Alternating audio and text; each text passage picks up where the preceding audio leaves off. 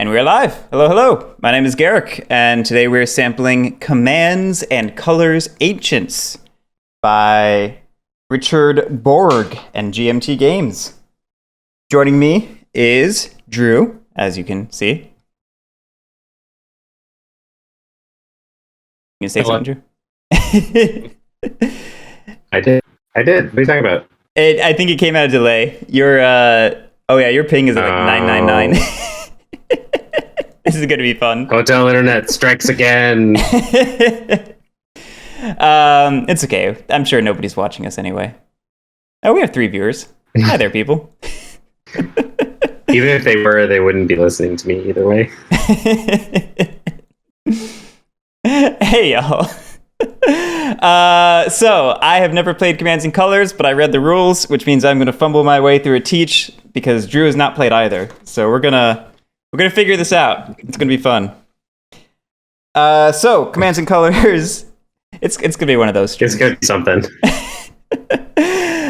Commands and Colors is a 2-player war game. The goal is to, well, it depends somewhat on the scenario, but in this game, the goal is to collect 5 victory banners, and we get victory banners from eliminating units and leaders, which are sort of the global, always ways to get victory banners, if that makes sense. As you can see, the map is divided into 3 sections, a left, center, and right, and those are directional, so my left is your right, and my right is your left. And on the hexes are clusters of blocks, and each cluster is a unit. A unit will never separate into smaller parts or combine with others. It's just, this is a unit, and each block is a point of health. And when all the blocks are gone, it's dead. That make sense? Oh, okay. Yep.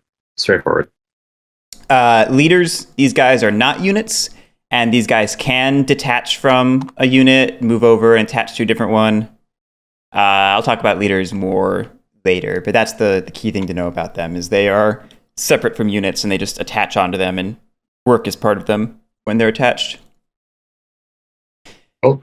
The game is played in a continuous series of back and forth turns, where on a person's turn, they will go through the 5 phases, and then it goes to the next player who does the 5 phases and goes back and forth until somebody wins.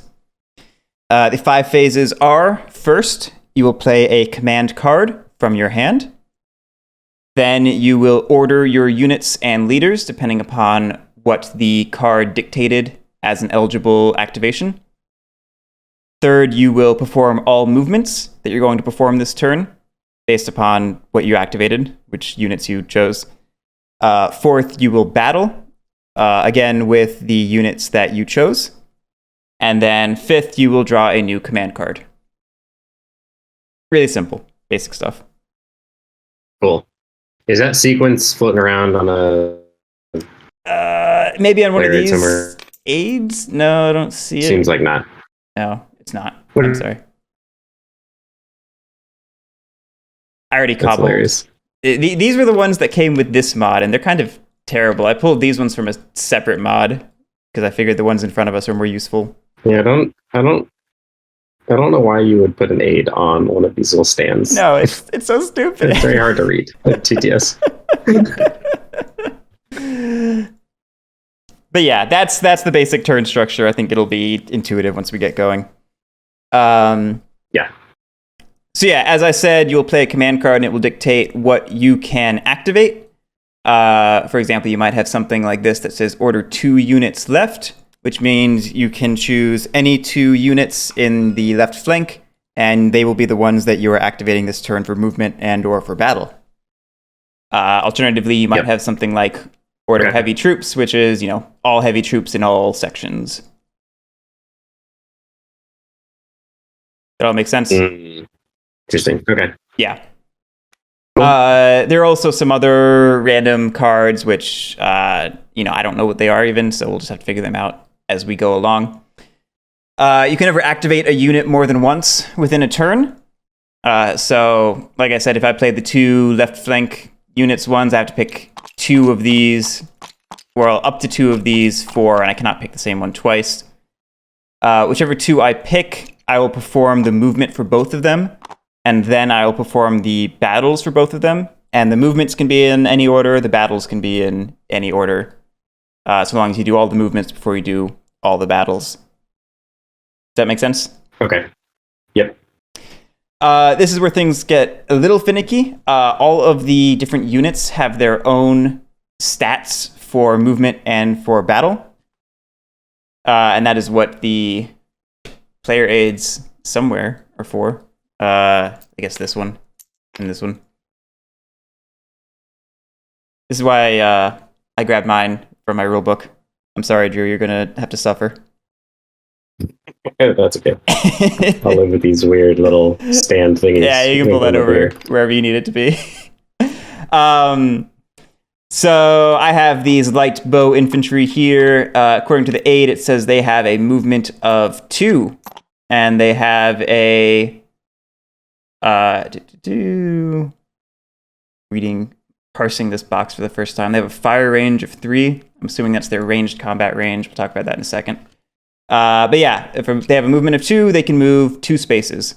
They can cross over into a different region, in which case they are, no longer in the previous flank and are now in the new flank, and on future turns are activated with whatever flank that is. Pieces cannot go off the left or right edge of the map.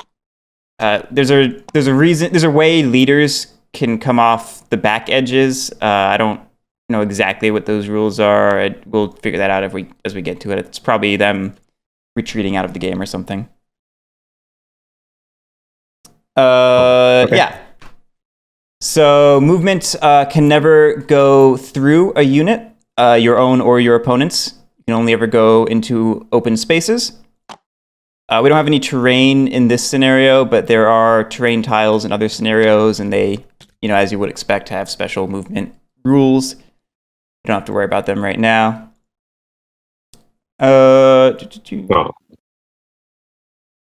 After movements are battles, as I said. There are 2 types of battles. There are ranged battles and there are close combat. You cannot perform ranged combat if you are adjacent to an opponent. You have to perform close combat. And ranged combat can only be up to whatever range your unit type can perform. So this light bow infantry has a range of 3, meaning I could hit onto this guy, or this guy from this position. Yep. As you would expect. Yeah, it makes sense. Yeah. Then actual combat. Let me put my rule book over. I don't think I've missed anything important so far. Battle. Where's John when you need him?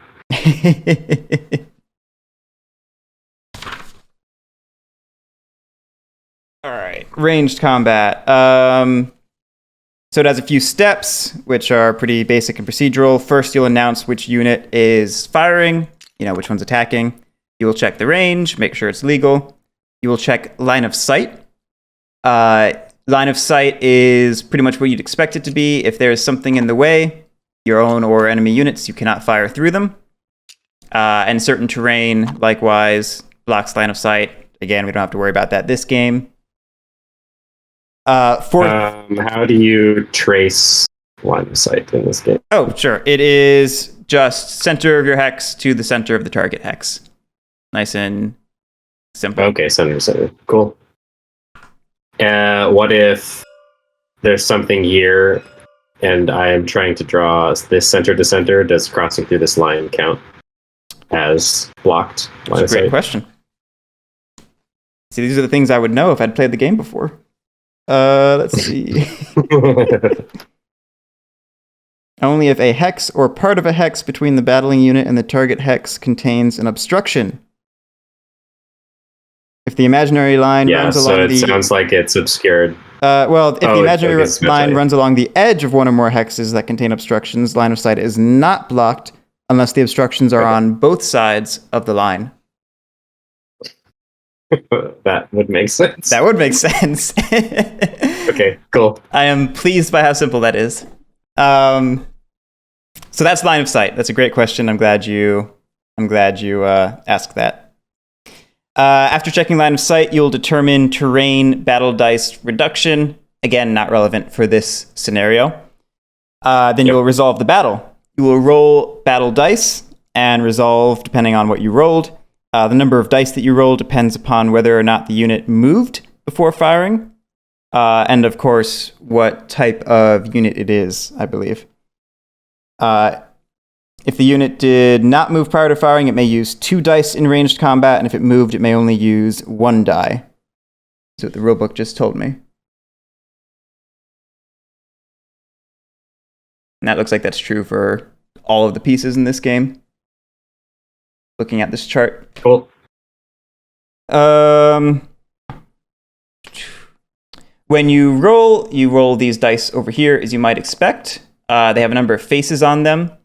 You succeed on hits if you roll whatever symbol the targeted unit has. So if my light bow infantry here was targeting your light bow infantry, I would hit on a green circle. But if I targeted your chariots, I would hit on a red square. Cool. And then there are a couple other symbols. There's that helmet, these swords, and there's a little flag. Yeah, I'm trying to or banner. Change to it. It doesn't want to change for me. These dice are weird. There it is.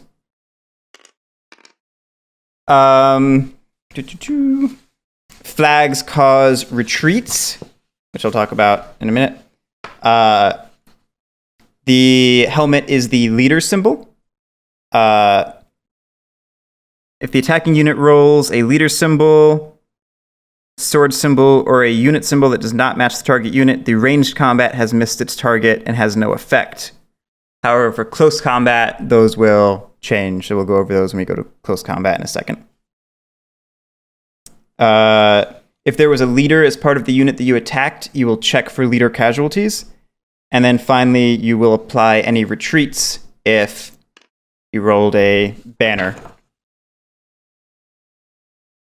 Does that all make sense? Yep. All right. So far, yep. Yeah, it's really quite simple. I just don't know the game, so we're figuring it out. Close combat. Similarly, it's broken into steps. First, you will announce close combat. Which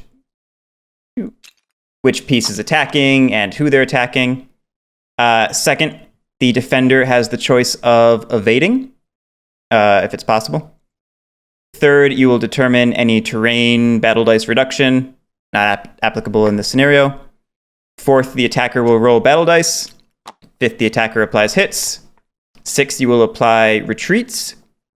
7, if there is an elimination of the opposing unit, you will have a momentum advance and a potential close combat, if you'd like, or bonus close combat.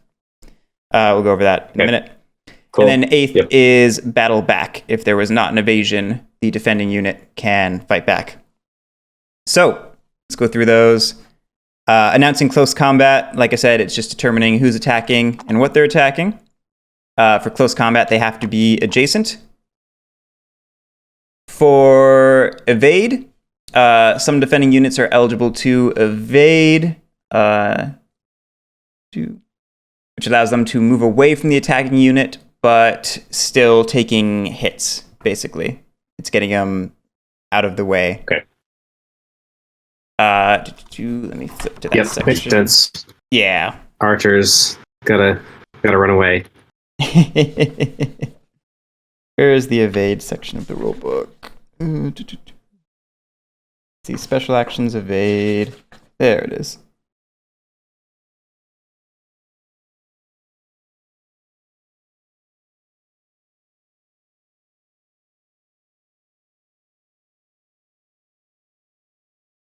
Here it is. When you're evading and you roll dice against the evading unit, only symbols matching the evading unit will score a hit. So in this case, we haven't gone over exactly what they do yet, but those bonus symbols like the swords and the leader, those will not count in the case of an evasion. Does that make sense in abstract? Yep. Okay. Yeah, it sounds like, just the colors are relevant when you're doing range attacks and when you're targeting and evading enemy. Yep. In melee, everything is doing something. Exactly. So, makes sense. Terrain, we don't have that. Attacker rolls battle dice. The number of battle dice a unit rolls in close combat is determined by its type, which is where the chart becomes very important. Yep. There it is, CC dice. Yeah, there's a column for CC dice. Yep, I see it. Warriors, do you have any warriors in this scenario? I don't remember. I don't think you do. No, it looks like I just have Auxilia, infantry. Yeah. Okay. And then some cavalry, obviously. Yeah. All right, so I'm not going to mention that. Yeah, skip that.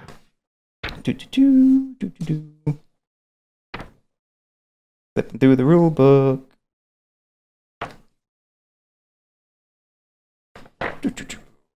All right, as I mentioned before, for each hit scored, 1 block is removed from the target unit. And when the last one's removed, you've eliminated that unit, and the attacker gains a victory banner block. If you score hits on a unit that has a leader, you will check for leader casualty. Remind me to go over that in a minute. Where are the... Here it is, scoring hits. Skipped over it. So once again, you're matching whichever unit you're attacking for the case of these symbols. And then sword symbols are just a free hit in close combat, with some exceptions that are not listed here, so we'll have to figure those out as we encounter them.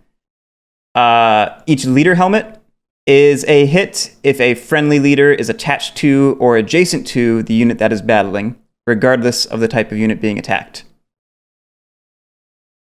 Say that again? Sure. The purple helmet here, the leader symbol, it grants a hit if a friendly leader is attached to or adjacent to the battling unit. Or adjacent. Okay, cool. Yep. And then the flags, like before, do not score hits, but they trigger retreats. Right. So, retreats. We talked about those. No, we didn't. Let's talk about retreats. Different units have a different retreat range, depending on the unit type. So it's on their little chart. Light infantry retreat 2 hexes, bow infantry 2, auxilia 1, etc. The player controlling the unit decides which hex the unit retreats into using the following rules. You must always retreat toward the controlling player's side of the board, regardless of which direction the attack came from. And you can never retreat sideways. Makes sense. If there's terrain that's impassable, it blocks retreat, obviously, as you would expect. You cannot retreat onto or through a hex containing another unit, regardless of friend or foe. Yep. Attached leaders retreat with their units. Okay. A unit without an attached leader may retreat onto a hex that contains an unattached leader, friendly leader, in which case you stop the retreat and attach the leader immediately. Oh, cool. Okay. Yeah. They have to be unattached. Yes. Basically, and if a leader wandered off on their own, you can use them to block retreats. Right. What's up? And they have to retreat their full retreat value, right? They do, yes. Okay. And if a unit cannot retreat because its retreat path is occupied by units, an enemy leader that is alone in a hex, or it's forced to retreat off the battlefield or onto impassable terrain, etc., 1 block must be removed from the unit for each hex of the mandated retreat unit movement that the unit cannot legally fulfill. So for each space it can't retreat, it takes a hit. Yep. All right, that is retreating. Bolster morale. What was this part again?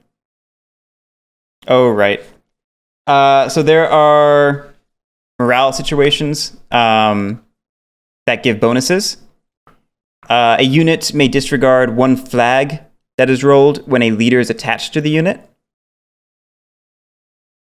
And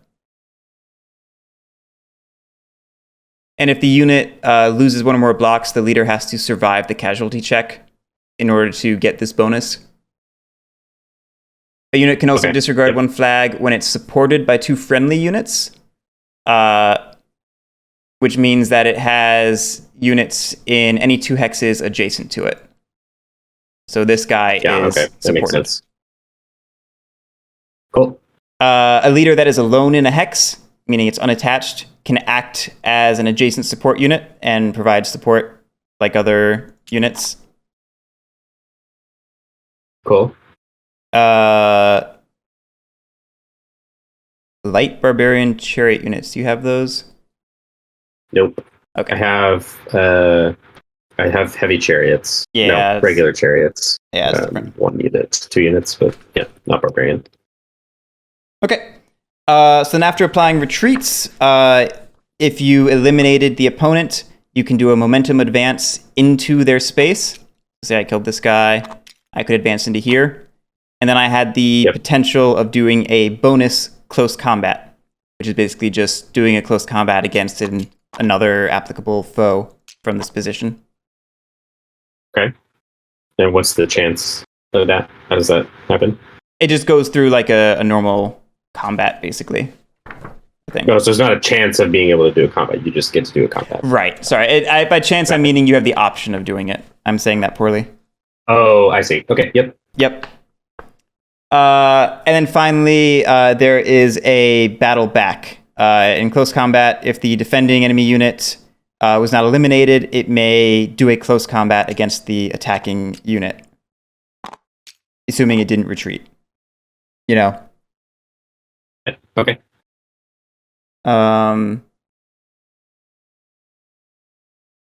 Yeah, that's that. And then after resolving combats, you going back to the turn sequence. Yeah, you draw a new command card and you go on to the next person. So that is pretty much the game. Does that all make sense so far? Yep. All right, so I'm pretty sure we just learned like 6 different games. Yeah, at once. We did. So that's entertaining. So leader casualties. This is all the CNC games and also Memoir 44, right? Yes, yeah. Memoir 44 is also a CNC game, and Battle Lore, Red Alert. Oh, that's right, Battle Lore. Yep. I think there's another one I'm forgetting. Yeah. Cool. So leader casualties. I mentioned these. Let's figure out how they work. When a leader is attached to a unit, you said you were done. When a leader is attached to a unit and the unit loses 1 or more blocks without being eliminated, there's a chance the leader may also be hit. You roll 2 battle dice, and to hit the leader, you need to roll 2 leader symbols. Okay, cool. Yep.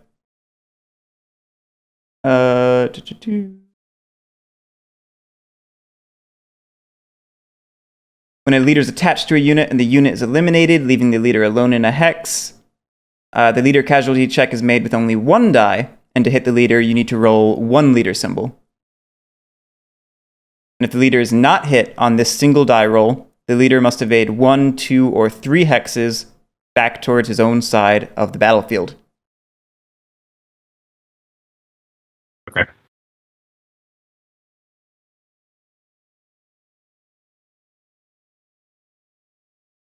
And then if you attack a leader that's alone in a hex, you just need to roll 1 leader symbol to kill it. Yep, that makes sense.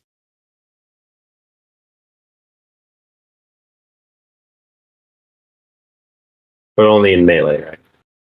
Yeah. No, sorry. When it's alone in a hex, ranged combat also does it. Oh, okay, cool. Yeah.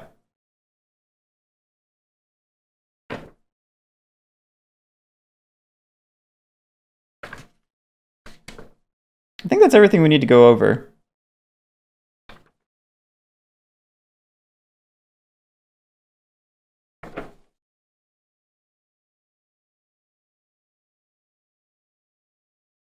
Yeah, I think we'll just figure things out from there. Yep. Do you have any questions? No light unit except Auxilia can score sword hits. Is that relevant? I think all my lights are Auxilia. Oh, no, not quite. All right, good to know. Yeah, and also momentum works differently for different units, actually, despite what I was sort of saying during the teach. If you go through the chart, you'll see whether they can advance or advance and battle, looks like. Oh, interesting. Yeah, looks like all the infantry only get to advance. It's the cavalry units that can advance in battle.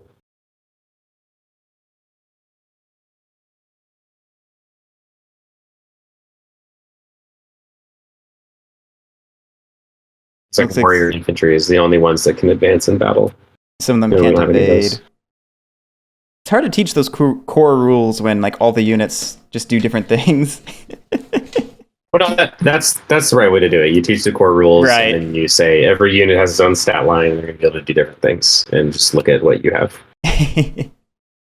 All right, so this is the Battle of Akragas, 406 BC. You are the Carthaginian army, and I am the Syracusan army. And there's a cute little historical background thing I'm going to go ahead and read out right now. You look like you're Romans. Yeah. I'm using Roman blocks. Here, let me read the description. How's that? It is a time of violent competition between the Syracusan tyrants, military dictators, and Carthage for control of Sicily.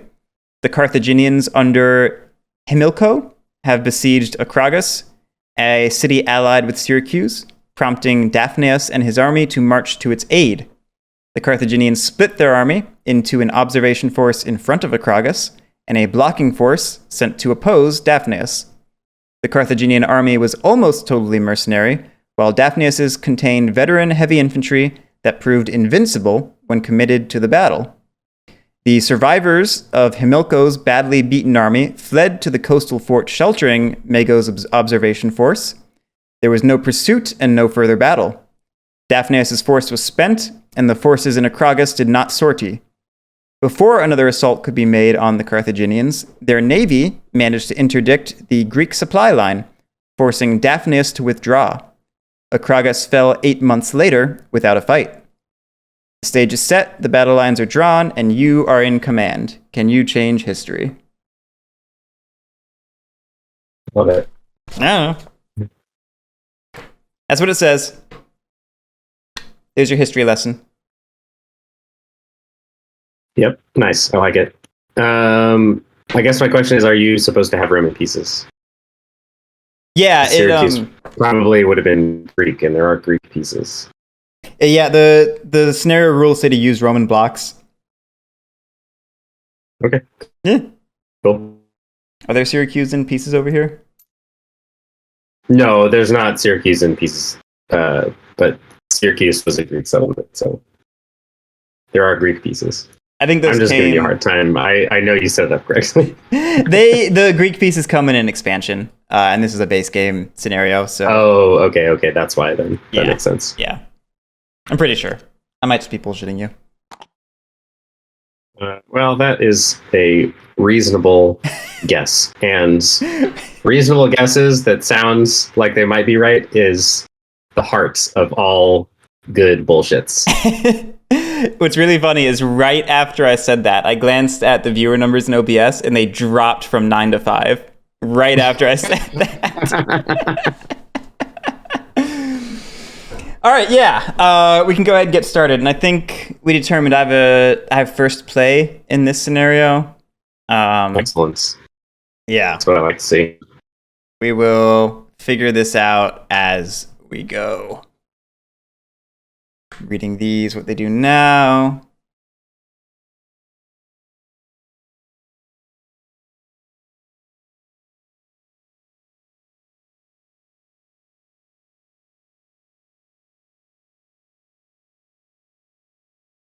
Interesting.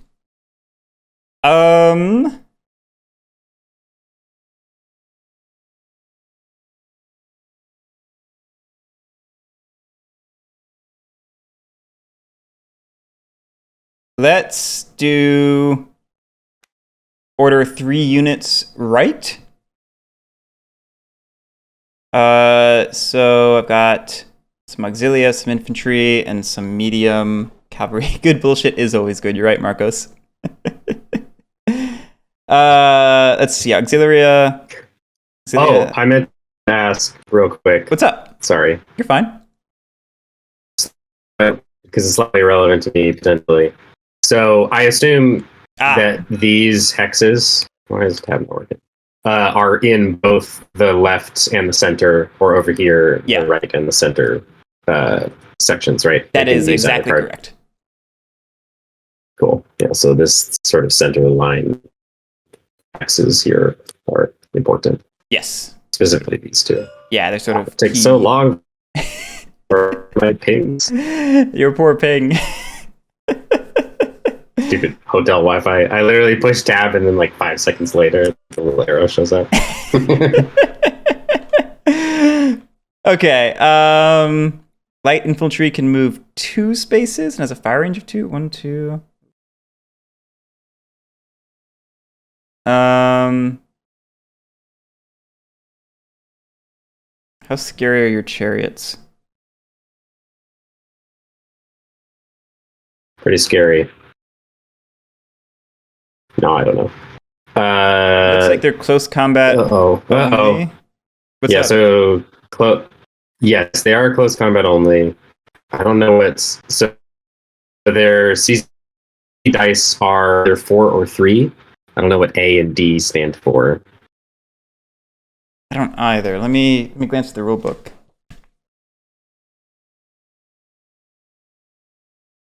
It can advance in battle. Looks like, yeah, they roll quite a few dice. Basically all the other pieces on the board. No, medium infantry also pretty solid. Okay, heavy chariots, when attacking, use 4. When battling back, use 3. So I think that's probably meant to be like attack defense. The AD. Attack defense. Yep. Yeah. Makes sense. Cool. Your chariots look scary. Let's activate this light infantry. So it'll move 1, 2. No, 1, 2. 1, 2. What's the right way to do this? I also have those medium cavalry. They move 3.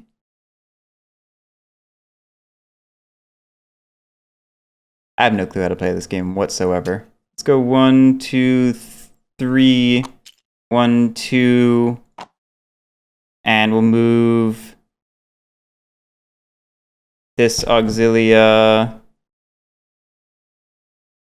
1, 2.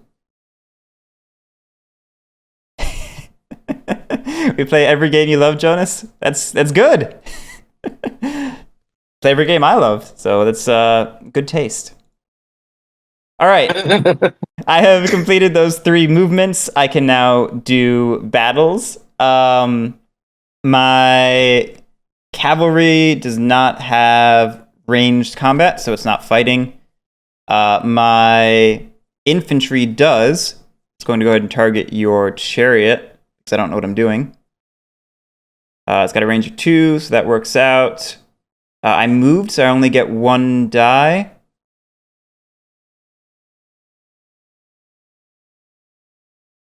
Is there anything else I need to know?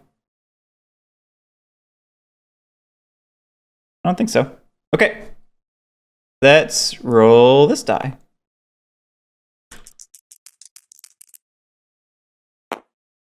You retreat, maybe. No, because it's not melee. Right? I don't think that's true. Let me check. Oh.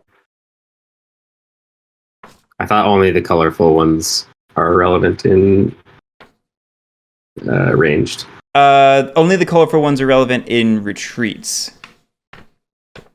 For ranged combat, flags count, but the other ones don't. That's what it is. Okay. So you can only deal hits at range with the circle, triangle, or square, but you can also do retreats. Yes. Sounds like. Yes. So really, just the cross swords and the leader helmet are irrelevant at range. Correct. Okay, that's good to know. All right, so chariots are retreating. They retreat 2 hexes. It looks like. Looks like it. Fat and slow. Let's do that. They only move 2. I was expecting them to move 3. I'll take that. All right, and then my auxilia... They're literally as fast as infantry. That's silly. My auxiliary is out of range of anything, so that is just going to be my turn. That will go there. I draw an extra card, and it's on to you, sir. All right. Jonas, this is the very first scenario. I think it was Akragas. Yeah, Battle of Akragas, 406 BC. We're total newbies, so we went with the first scenario. Yep. No idea what we're doing over here.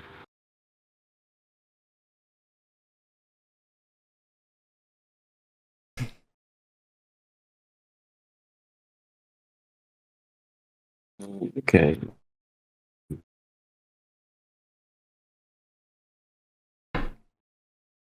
And I'm very glad we're playing this because I've mentioned this before, but I currently own 4 Commands and Colors games, having played none of them because I'm a moron with no impulse control. How are you serious?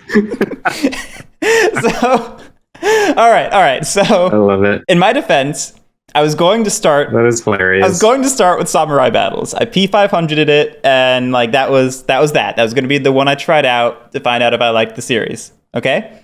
Then James from Dad's on a Map didn't like the game, Ancients, and offered it up for like $20. And I was like, yes, I will take that for $20. Worst case scenario, I will flip it, you know? Sure.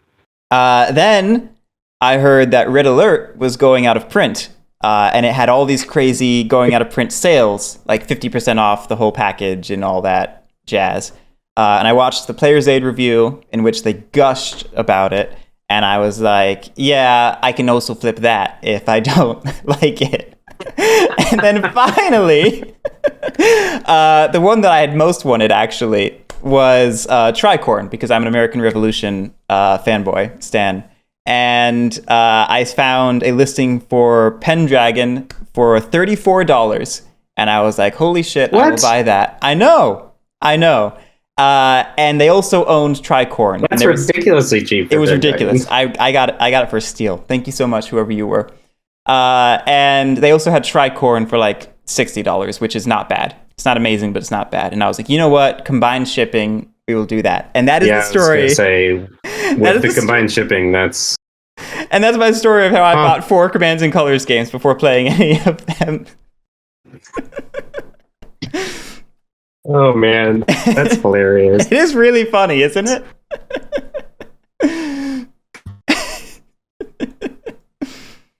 But yeah, I mean, it sounds like you need to go buy more 44 so you can just have everything.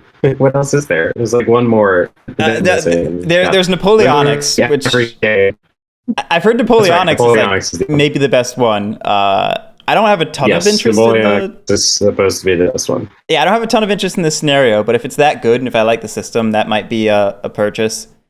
There is Medieval, which I've heard iffy things on. I don't have a lot of interest in it. Okay. Yeah, there's Battle Lore, which maybe if it was more readily available and or cheaper, I might be more interested in that. I'm not especially interested in it. Yeah, then I think that's about it. There's Memoir 44, which I would maybe be interested in. Maybe.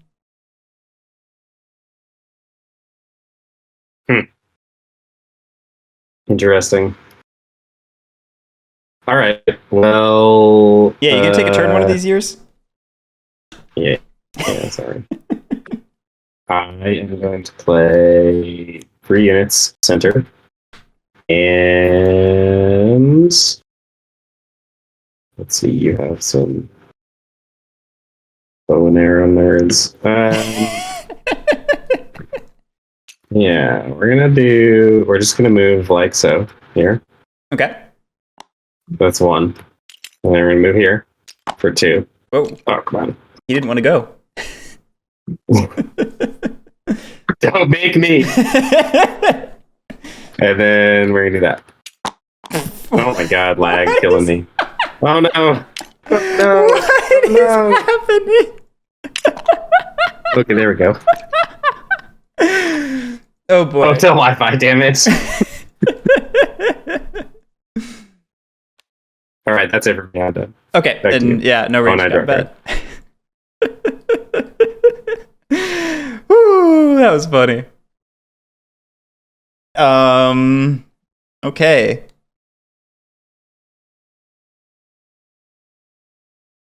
How much can those guys move? I should have done more planning and less bullshitting this whole time. All right, I'm going. But then would it really be a Guerric Samples game stream? It would not. All right, I'm going to order heavy troops. We're just going to move this heavy infantry there, this one there, this one there, and this one there. That seems like a strong response to your advancing army. I like the look of that.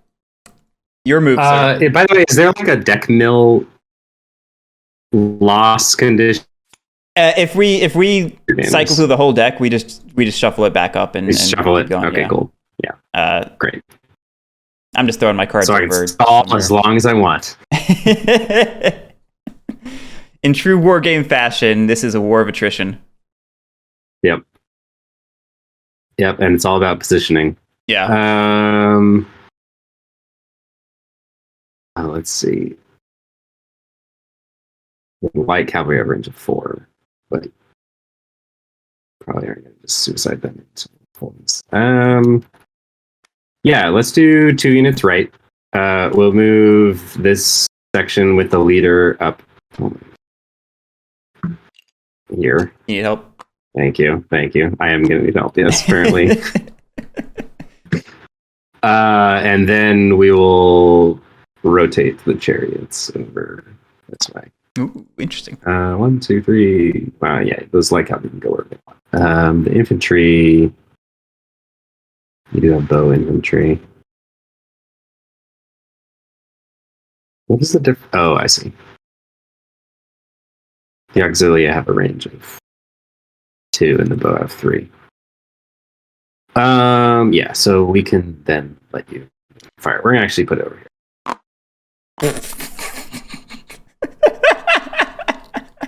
Okay, I'm done. Okay. Draw card.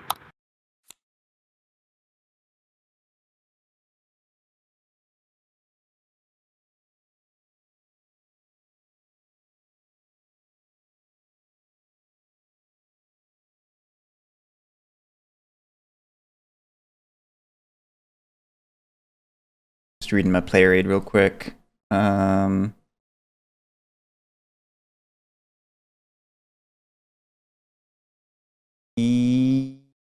Yeah.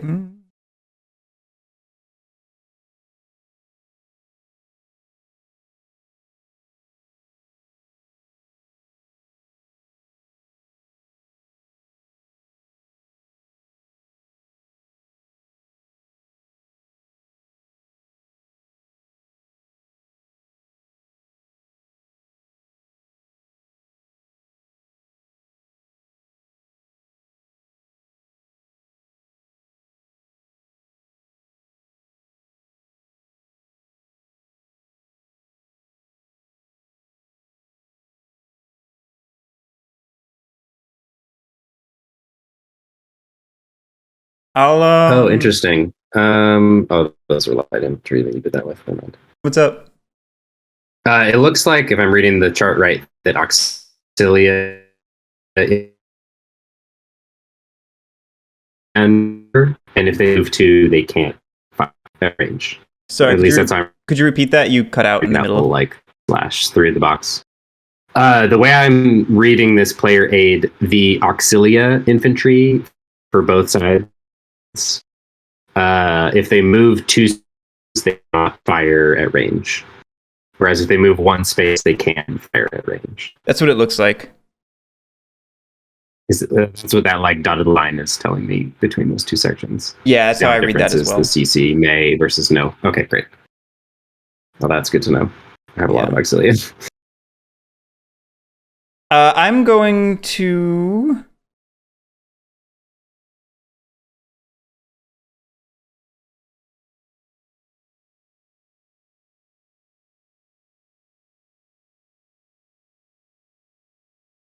order mounted, issue an order to a number of mounted units and or leaders less than or equal to my command. Command is your hand size in a scenario, so mine is 6, which is more than enough. Okay. So we're going to move this unit. See, that is a medium cavalry. We're going to move just the 2 spaces to here. I might be overextending, but it is what it is. I'm going to move this light cavalry on the left side. 1, 2.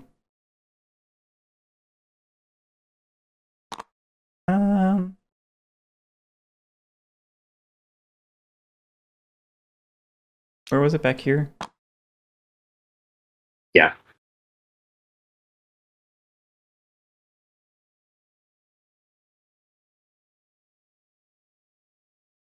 Yeah, we're just going to move it up the 2 spaces. Actually, maybe to here. They're so mobile. That seems all right. And then I believe I can do this unit since that leader's attached to it, and I can target leaders. Yep. Yeah, it seems legit. So and or leaders is what the card says. So. Yeah, so we're just going to advance it the 1. Okay. Moving on to combat, I have this medium cavalry here, so we're going to perform some close combat.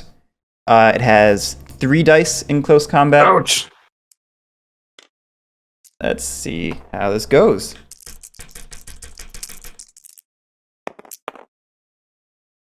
All right, that is 1 hit for the green circle. That looks like 2 hits. 1 for the helmet, and then, a retreat. And a retreat, yep. Okay, well, I think that wipes them, right? Because, so they take 2 hits, so there's 1 block left. I don't know how to remove blocks. Just delete them. Oh, okay, cool. And then with the retreats, they have to retreat 2 spaces, so it goes off the board, which means for every time it has to go off the board, it loses another block, right? It's got 4 retreat. Yeah, it's got a retreat of 4, so I think it's super dead. Yeah, that seems correct to me. Yeah. Okay. In which case, cool. I'm going to get 1. Do you want to do momentum?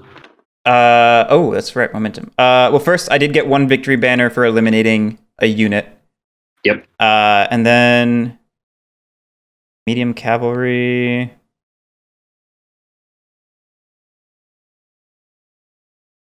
I don't want to momentum advance. I feel like that's overextending. Especially with a cavalry unit, how mobile it is. So we're just going to stick with that. And that is the entirety of my turn, I believe.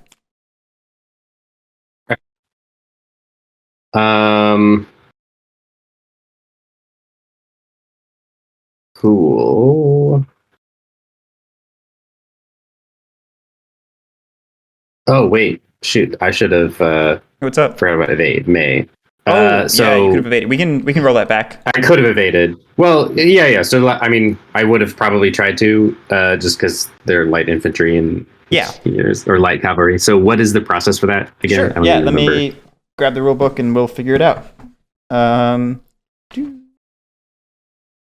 Evade.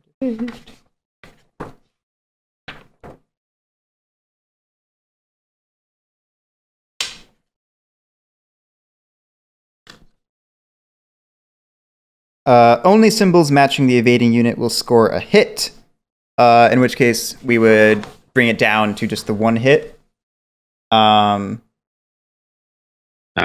But then the retreat still would have fired and they would have been pushed off the board. So yeah, I think so. the retreat alone is enough to kill them because they have to retreat 4 spaces. So they retreat 1 space and then they do 3 more. And those 3 is enough to wipe the 3 blocks.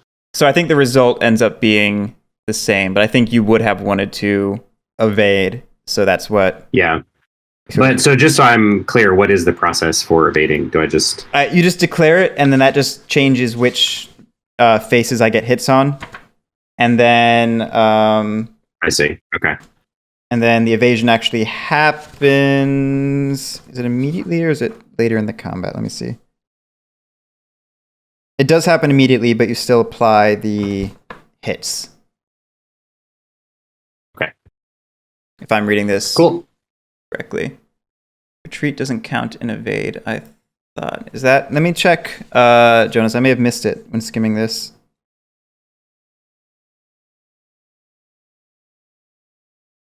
It does say all other unit symbols, leaders, swords, and flags rolled are ignored.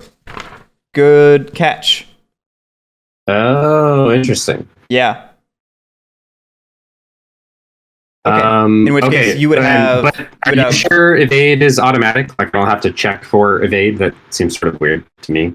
I think it's just if the piece can evade. That was what, a light cavalry? Yeah, light cavalry may always evade, it says. Interesting. Okay. I should have 2 left because you did roll 1 hit. Yes. And you would evade backwards... Let's see. What, the 1 space? Oh, okay, I see. So really the variance there is like certain units can't evade. Well, but no, it seems like pretty much all of them can just evade except for heavy. Like it's impossible to just like catch somebody without being able to evade. All right, well, cool. So yeah, then these guys are here and that's that. No, they would move back 1 space because you evaded. Oh, right. Yeah. Actually, in that case, maybe. Yeah. So now, do you want to? Now it probably makes sense for you to advance and try again. Yeah, I agree. Let me just make sure that that's all kosher.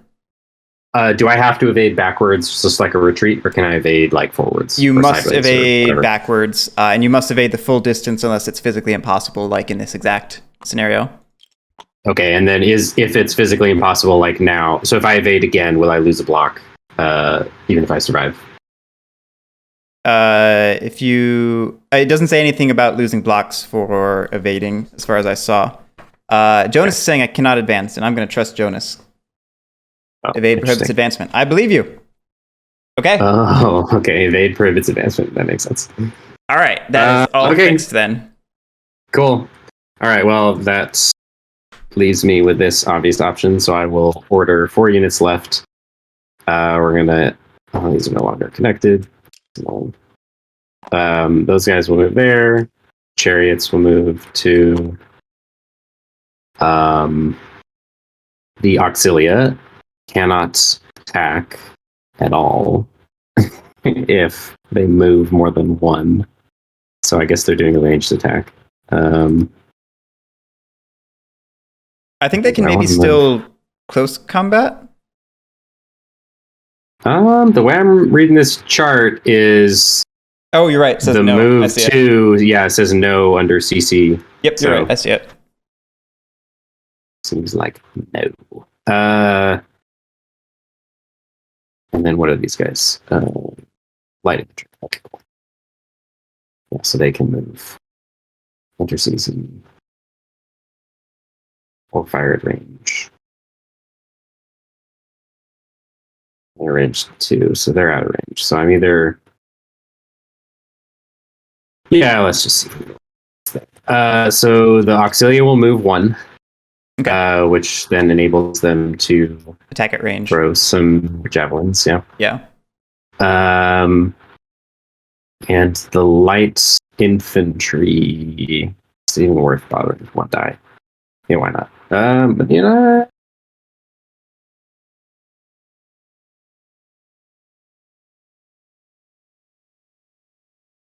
You know what? Let's see. These auxiliary were here. I'm going to move them here. Okay.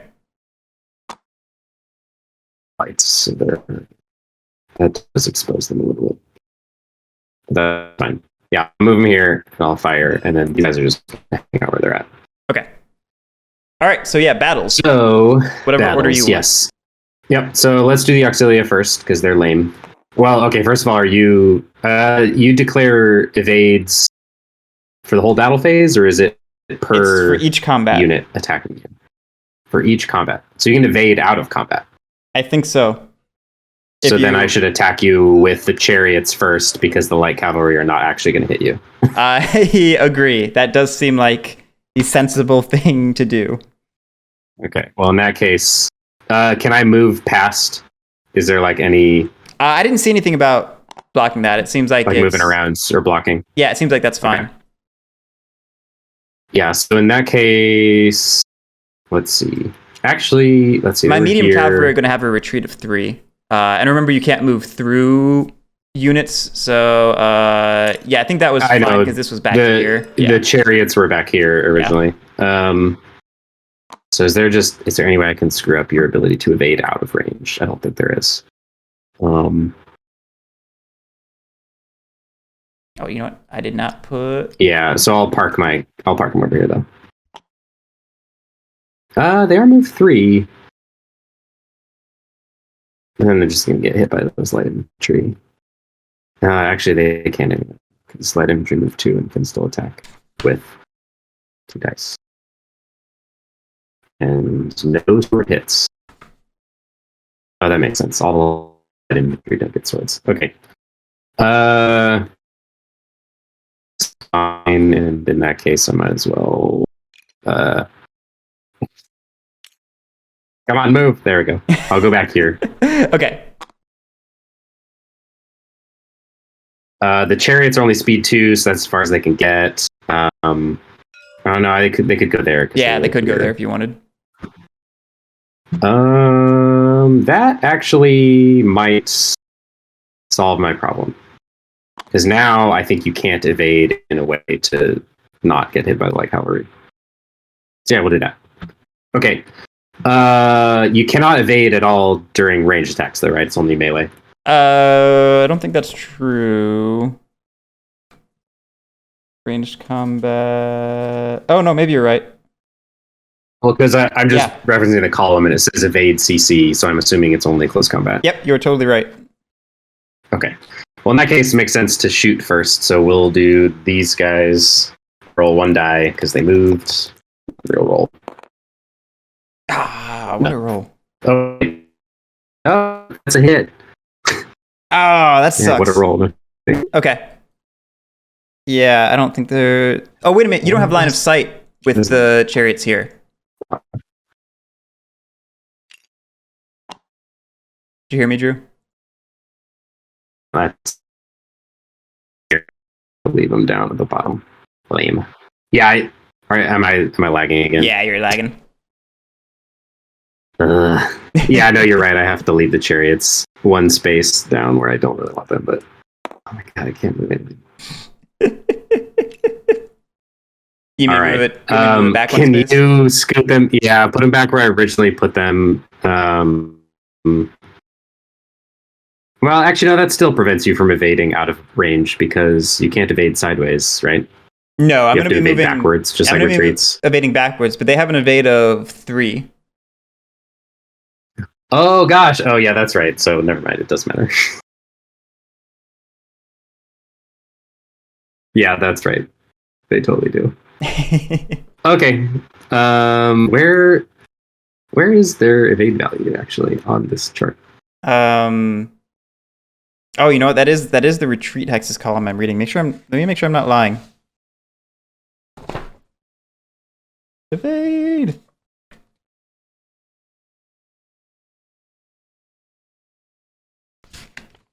I could be very well lying. A 2 hex move towards the unit's own side of the battlefield. Yep, I'm lying. Is it always 2 hex or is it just 2 hex for cavalry? It looks like it is always 2 hex. Because mine was 1. Mine was 1 before. Oh no, that's just because I only had 1 hex to evade too. Yeah, that's why it was 1. Exactly. Okay, so 2. Thank you, Jones. Okay, yeah. So at best you can get to there, and then the lights can still. Yeah, your plan still works. Okay, yeah. So then this is a fine setup still. Okay, so 1 block's killed from these Auxilius snipers apparently, and we'll do the chariots next. Real quick, I think I need to roll leader casualties because I just lost a block from that. Oh yeah, that unit. Right. That's right. Leader casualties. Where is it? Leader casualty checks. When a leader is attached to a unit, the unit loses 1 or more blocks without being eliminated. Yep.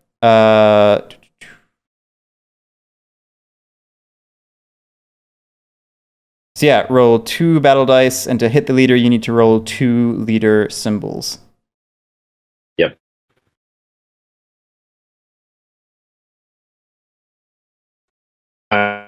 You should just roll the dice. Yeah, I can do that. I was just making sure I was skimming it in case there's anything else.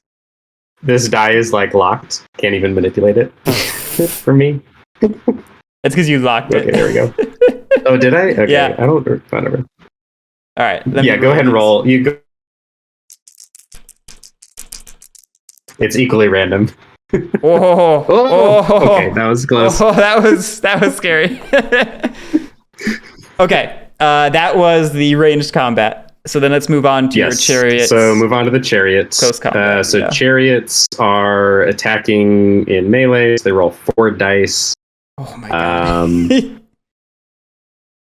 Yeah, no, I definitely think you overextend yourself. Go ahead and roll 4 dice for me, because I'm just gonna have you do it for me. Yeah, let me. Every time I roll dice, there's like serious lag between when I push the R button and when it actually goes somewhere. So it's not working great. I almost wonder, is there a reason? I wonder if I'm better off not evading and hoping for retreat. No, because I've got a leader that's going to make the retreat less likely. No, to say may disregard 1 flag. Yeah, so I think it seems like evade isn't really doing anything for you. It's repositioning. Like if you want that unit back here for like your next move, then it might make sense to evade. But if you can't prevent any, oh no, actually you should totally evade.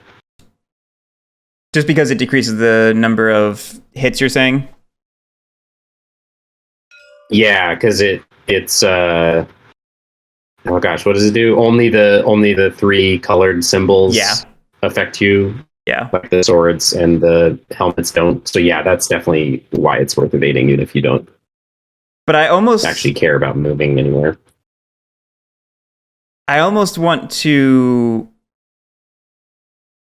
retreat because it has a retreat of 4, which would take it out of of 3, which would take it out of range. So like part of me is wondering if I should gamble on you not rolling swords and just rolling flags. This is probably super dumb for someone who's played the game, but that's sort of where my brain's at right now.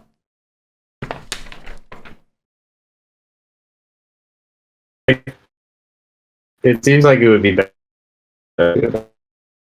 than you. Almost 1/6 chance of retreat, but they also have a 50% chance of having some hit between the triangle, swords, and the helmet.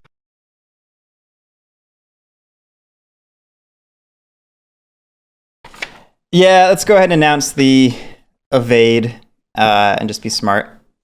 Okay, let me get you 2 more dice. We'll see how this goes. Go ahead.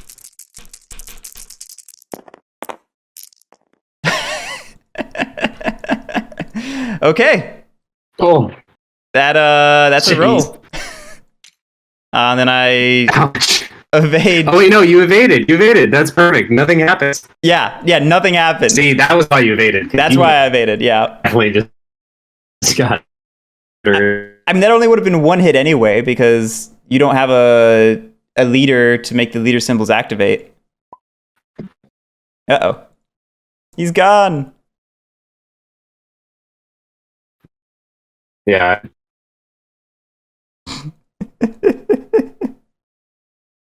Good old I can hotel hear you. Wi-Fi. I don't know if you can hear me. I can hear you, yeah. I'm wondering if there's a delay, though. Oh, okay. Okay. Cool. There's definitely a delay. No, I'm out of. I got bumped off TT.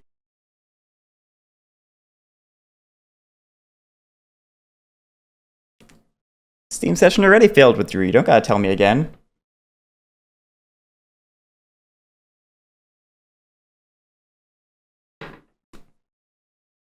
This is the exciting part of the stream. Yep. Do you want me to roll dice for your light cavalry, or do you want me to wait for you to get back? Yeah, because it was 2 helmets and a sword, so that's 3 hits, right? No, you remember I evaded, so it's only the colored symbols, and the purple helmets are only a hit when you have a leader. So it would have only been 1 hit with the sword. Oh, you have a leader, but I don't. Yes. That's right. So that's yeah. That's right. Yeah.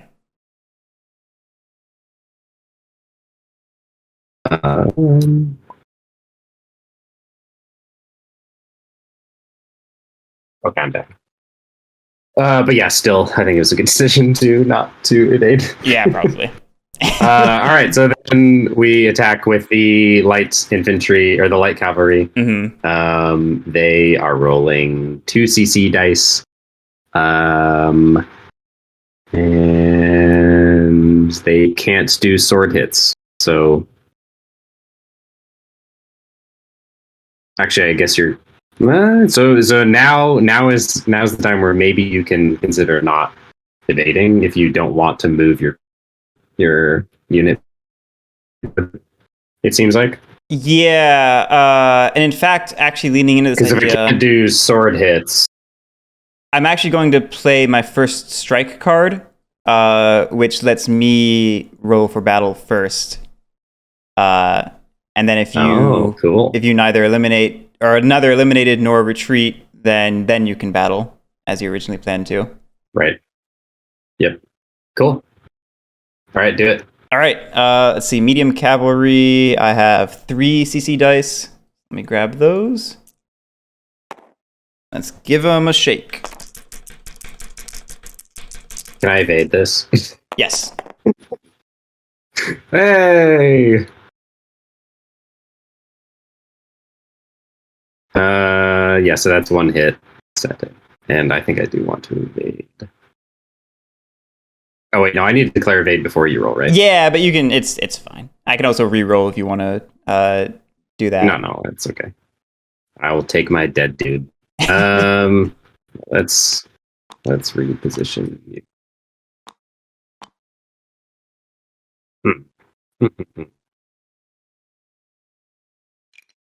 I'll go back here. But you can just follow up and kill him. That's okay. Then you're upset again. Come get me. Not hitting with 2 dice anyway. Okay. That was my turn. So I Yes. draw a card and then you're up. And then I also need to draw a card. And technically, I was allowed to do it first, but if it's random, it doesn't matter. So I don't know why it. I don't know why it cares. That is correct. But Guerric, the deck has a particular order, and I would have gotten that card. No, don't do this.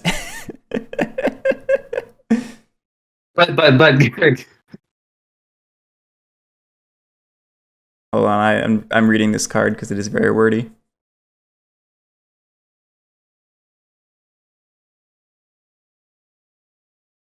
Yeah, I don't like the card that I got. I want the card that you got.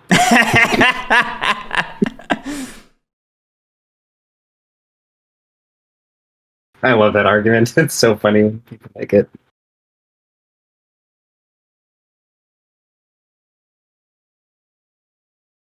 God, what a card, Jesus.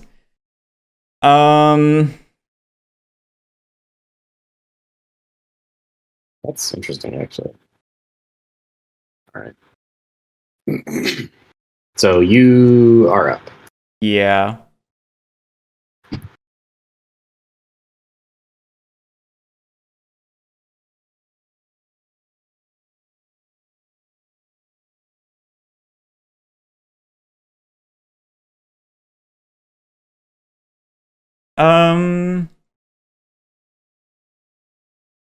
I'm just going to play order 2 units left, and we're just going to go. Let's see, that's an auxilia.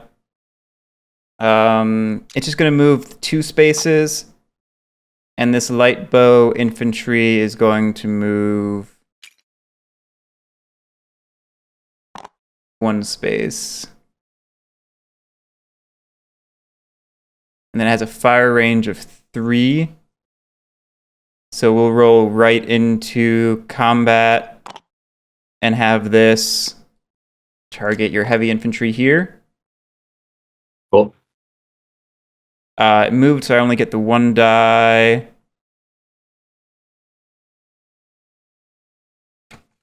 Yeah, okay. Let me grab a die and roll it.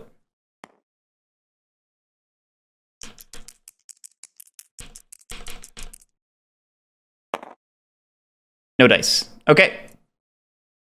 That is my turn.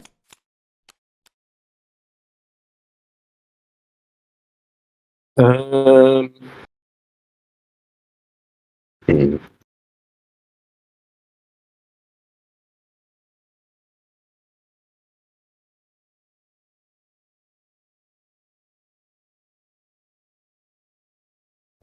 Interesting.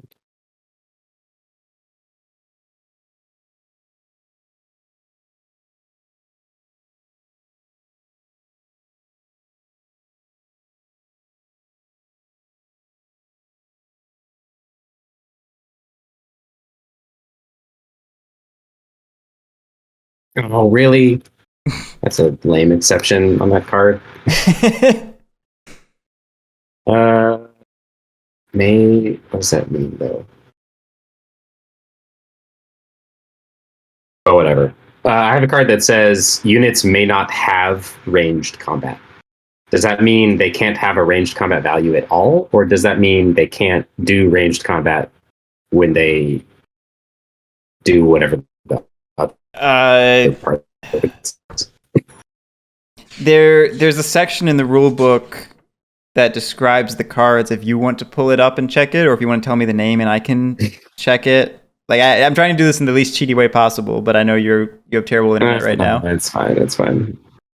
Yeah, it's just look up double time. Double time.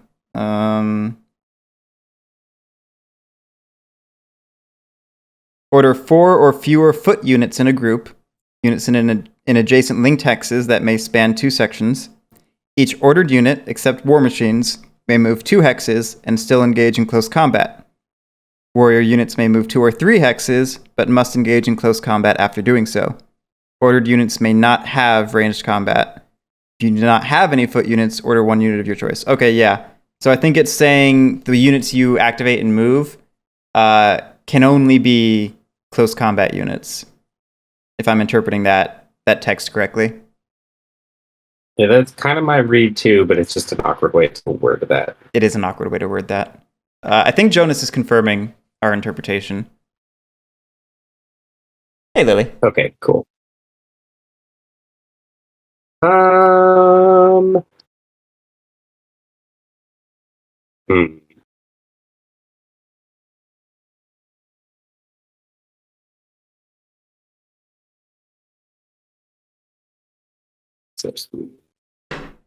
Slow. Really slow. And then oh no, yeah, I can't even. Yeah, that sucks. That's like such a useless card in this particular matchup because like literally everything I have has a ranged value except for Do they all? what, 3 units? Yeah, I only have 3 medium to heavy infantry. Everything else is light or auxilia. Oh wow, you're right. Your chariots don't have ranged. Those count too. It says foot units at the top, so I just assume that disqualifies cavalry and You're chariots. right. Those are mounted units. You're right. Yep. All right. Well, there goes my plan. I had a great plan for that card, and then I read the bottom of it and was like, "Oh, damn it!" Well, hold on. Let me check the text again because Jonas is deconfirming. Maybe. Paper rulebooks.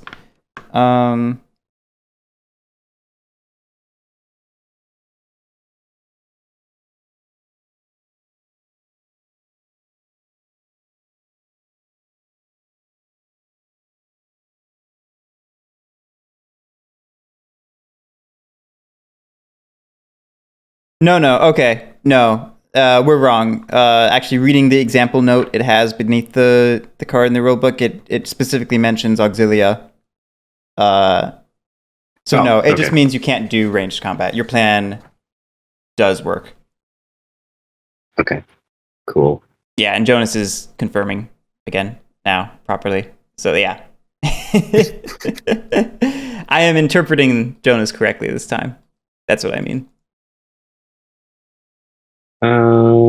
Okay. Well, great. So that means I can. Oh, these are bow infantry, though. Oh, gross! I didn't notice that. What do they do in close combat? Oh, they're terrible in close combat. Oh well. Let's just. Oh man, and that. Let's see.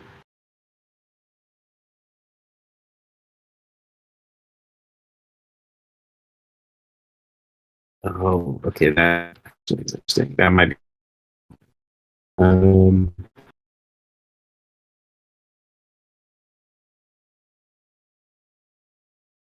though it denies. Let's see.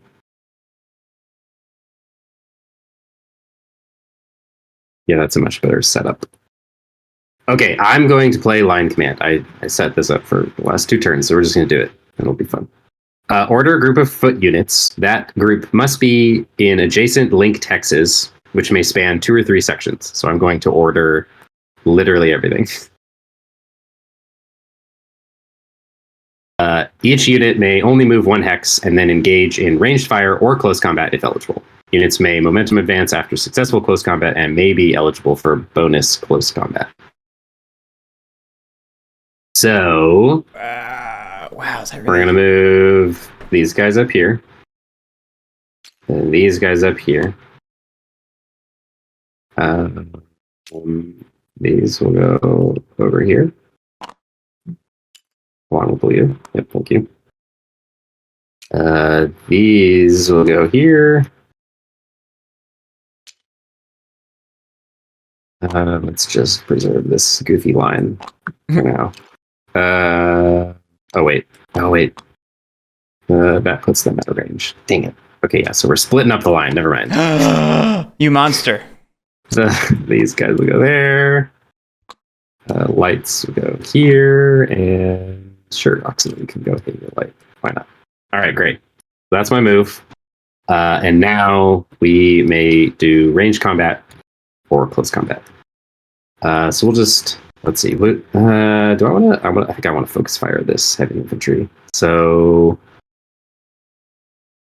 yeah, all 3 of these units have ranged combat, so they're all going to target him. And then they're all auxilia. No, there's a light at the end. But the auxilia they've moved 1, so they roll 2 dice, and the lights also. Okay, yeah, so they're all rolling the same thing. So just go do these 3. They all roll 2 dice, and it's all ranged. So, and who are you targeting? Start with these guys, and your heavy infantry with the leader. Okay. So they get 1 die because they moved, right? Oh, that's a good point. That this card probably does not override the normal. Each unit may only move 1 hex and then engaged in ranged fire or close combat if eligible. Yeah, that probably doesn't override the normal. Yeah, it doesn't say anything about overriding it. Okay, yeah. So then auxilia Auxilia get 1 if Yes, they all roll 1 die, not 2. Sorry. Yeah, that's fine. All right, targeting this heavy infantry. Let's roll for the first one.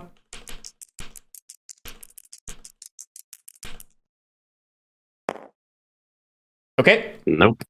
Rolling for this one. Yep.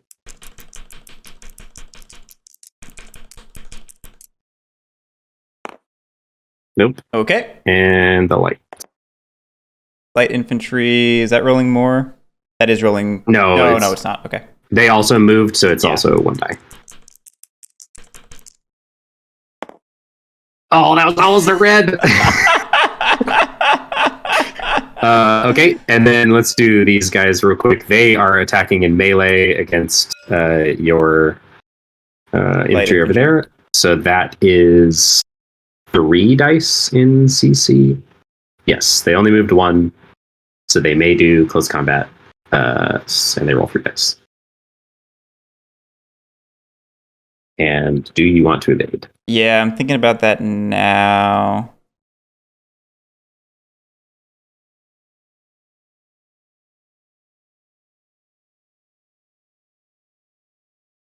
Think I probably do. Yeah. Okay. So that's not good. So it gets 3, you said? Yep. Okay.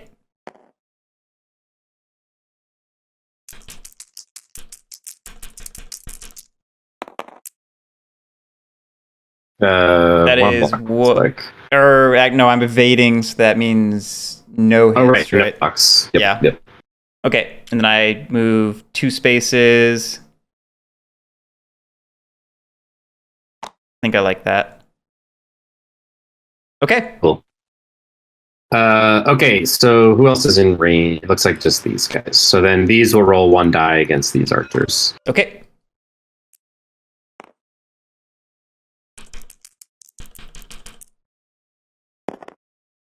Nothing doing. Oh wait, no, range. Never mind.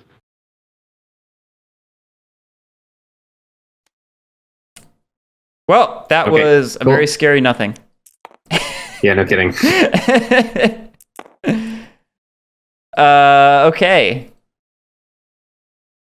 Let us...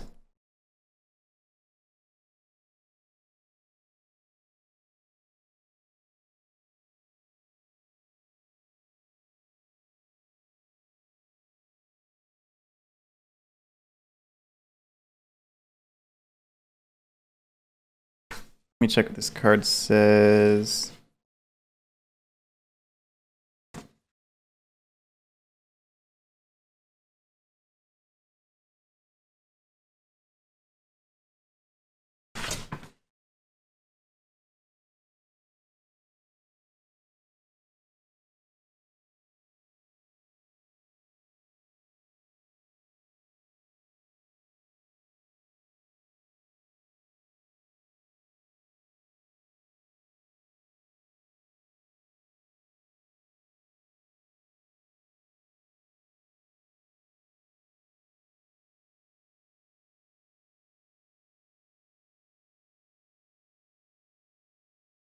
Hmm.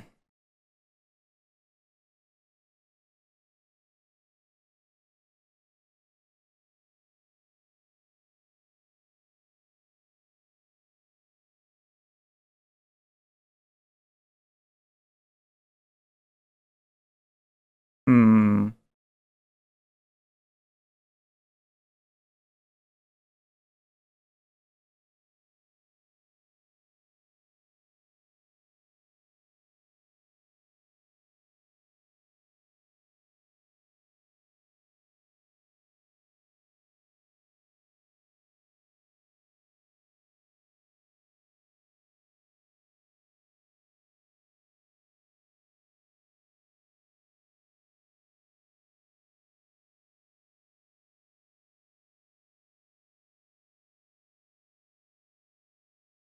I'm going to order 2 units center. Nice. We're going to move this one here. Maybe here.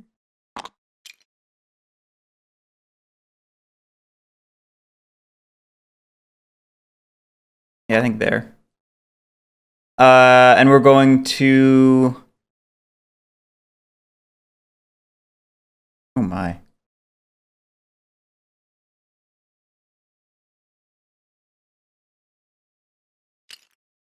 Move this one here. And then it's going to battle...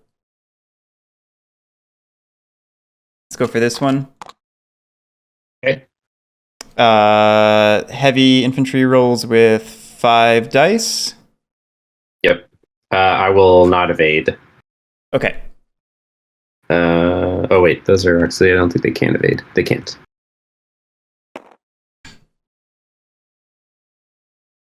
Here we go.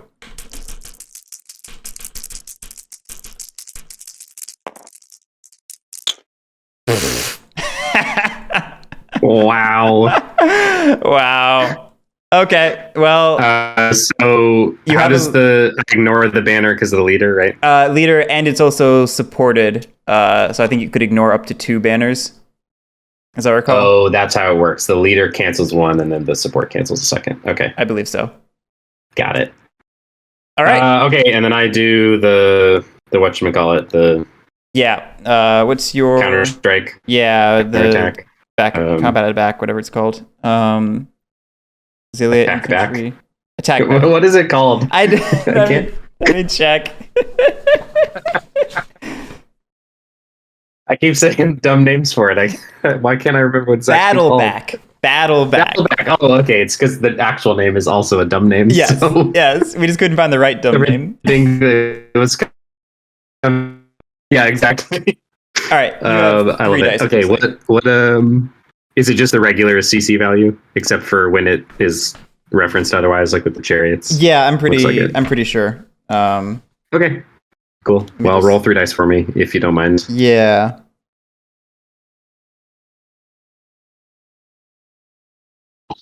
Yeah, it looks like it's all normal in this otherwise. So,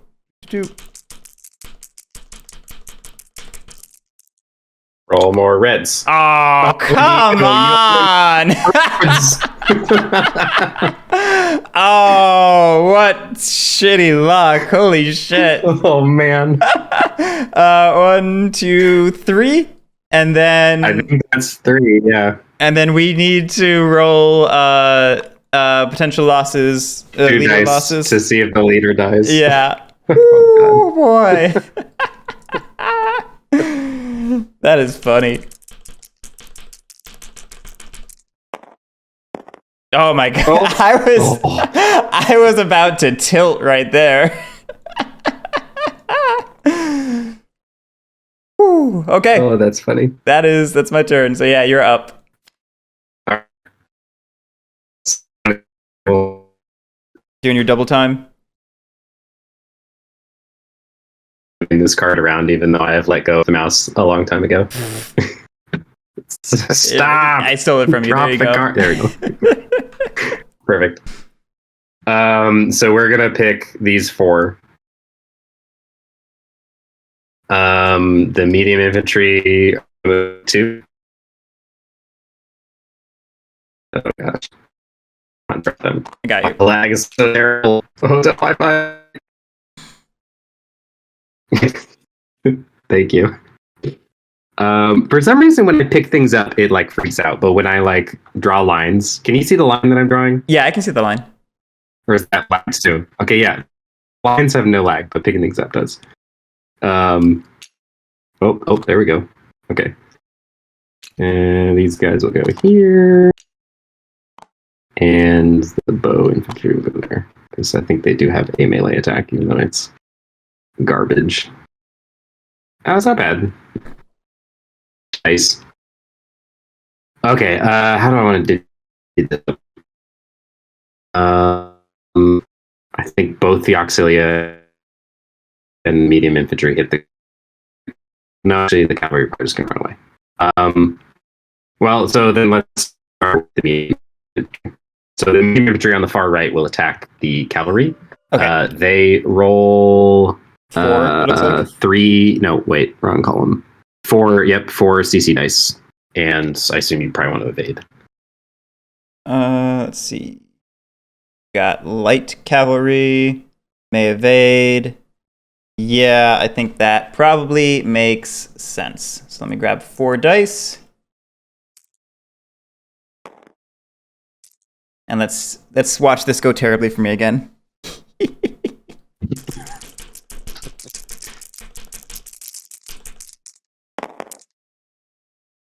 Nothing. 1. Nope, you evaded, so nothing. Yep. All right, I'll move 1, 2. Okay. Well, then that means I will concentrate on these auxilia in the center. So both the heavy and my auxilia. Well, actually, no, I guess I can choose as I go. Yeah, so yeah. the auxilia will go next, targeting your auxilia. Okay. So they roll 3 dice, and you cannot evade. Okay. Put that one over there.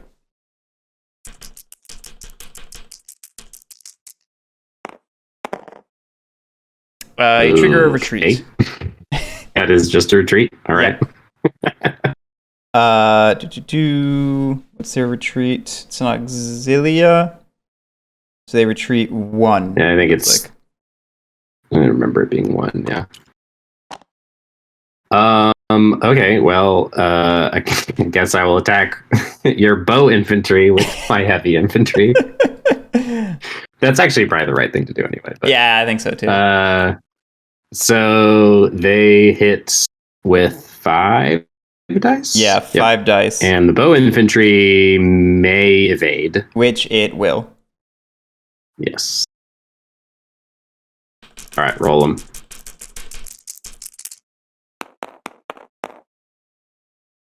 All right, so that is 1 hit, it looks like. Yes. And that then, seems right. Oh no, they're unlinked now. Move back 2. Yep. Actually, maybe over here. Okay, well, I think that leaves those bow infantry with nothing to do, because while they could shoot normally, double time says no. So I'm done. Okay.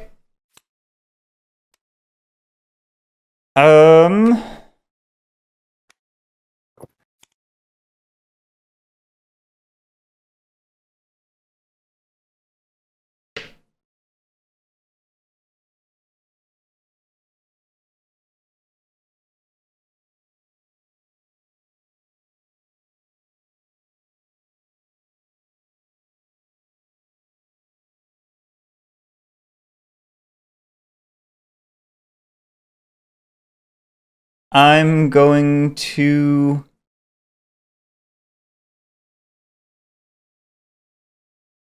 play Darken the Sky, which says all ranged weapon units may fire twice without movement.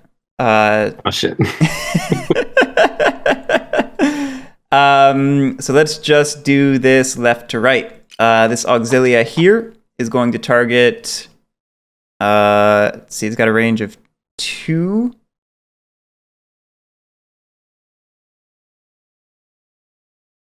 I kind of just want to go after your heavy infantry.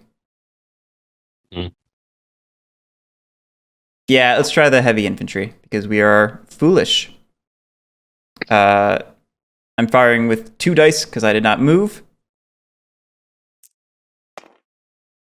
Here we go. You seem to be able to only roll reds, so I feel very not confident. Oh, hey, there we go. Does that mean you retreat? Oh no, you've got your leader. No, ranged attacks don't deal retreats at all. All right, and then we do it again for the same unit.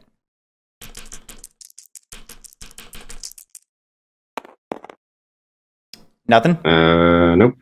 Okay. All right, this light bow infantry back here will also target the heavy infantry. 3 dice, if I recall. 2 dice, but at a range of 3. Oh, really? I'm reading right. Yeah, that's right. Nope, you're right. I was looking at the fire range column. Yep. All right, first one.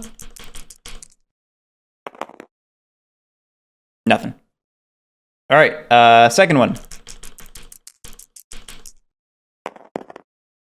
That'll be nothing. Nope.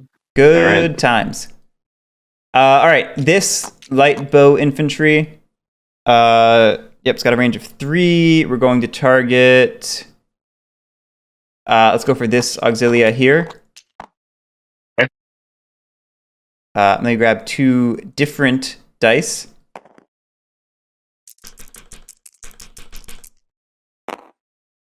That's a nothing. Yeah, nope. And that's a nothing. That's a something. That is a die that's on its corner somehow. Yeah, but it was both of those. I think both of the options were not green. Yeah, so. yeah. Ooh, we're getting good rolls today. Yeah, seriously. All right, the auxilia here is, I think, the last one in range. It's going to go ahead and... Yep. It's going to target these auxilia. Okay. Is it? Or is it just going to target... Yeah, auxilia have a meaner close combat. So yeah, let's target that. Oopsie. Hey, there you go. There's a hit. About time. Oh, one's dead. All right, and then let's try again. Nothing. Nope. All right, feeling good. All right.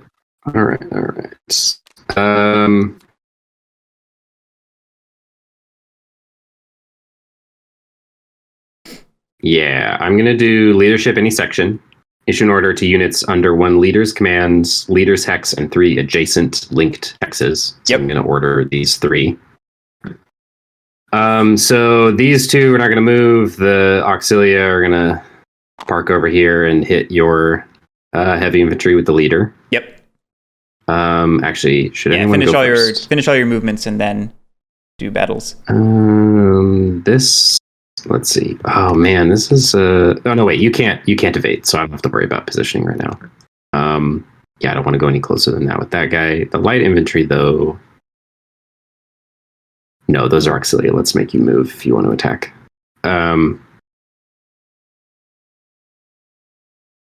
Oh no, but if I wipe you out. Okay, yeah, these guys will move up as well by 1. No, but now they're no longer linked. Arg. Good stuff. Okay, yeah, I'll leave them there so that I can hopefully guarantee that you die. Okay. So we'll start with the auxilia. Okay. Here. They roll 3 dice. Oh wait.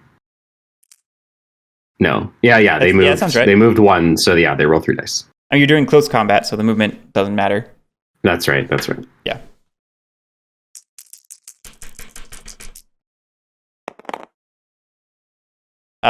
That is a 1. A hit. The retreat's canceled, but yeah, the block is dead rooney. Yeah. So do I get a victory banner for that? Get a victory banner, even though the leader's not dead yet. Okay. The leader might die. We'll see. Right, but like the leader, is he a separate victory banner? One. Yeah. Got it. That makes sense. Okay. Yeah.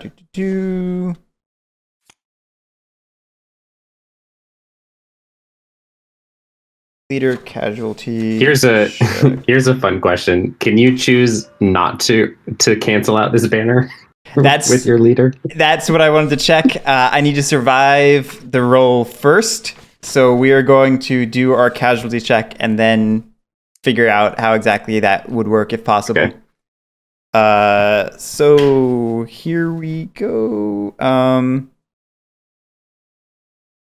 When a leader is attached to a unit and the unit is eliminated, leaving the leader alone, the casualty check is made with only 1 die. Okay. Oh. And if the leader is not hit on the single die roll, the leader must evade 1, 2, or 3 hexes back to the side of the battlefield. So it's going to be forced to evade as part of this. Okay. So yeah, if you cool. Here we go. Thank goodness. See special actions, leader evade. I have to figure out how many spaces it's forced to evade.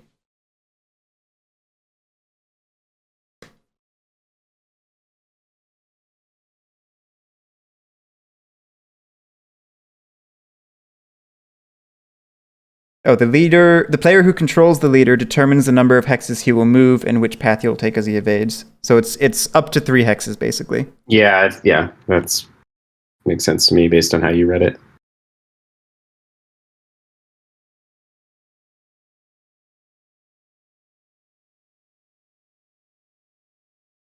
Okay, and I can evade into friendly units, and I can attach when doing so.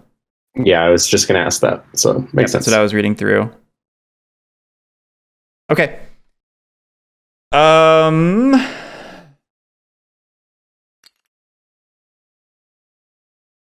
Let's just evade it back into this heavy infantry. Yeah, the other heavy infantry makes sense. Right. Okay, then these other 2 units will neither of them moved, so they can do ranged instead of melee, and they will shoot at the auxilia back here with 2 dice each. All right, starting with this one. Yep. Oh, that's a good point, Jonas. Drew, can auxiliary advance in battle? It can advance. Oh, that is a great point. I can advance. And can they battle also? I don't think they can. Yeah, they just advance. Their momentum says advance. It does not say may battle, so I assume they can just move forward 1. Jonas is saying you can advance and fight with leader and bonus battle with leader. Let me see.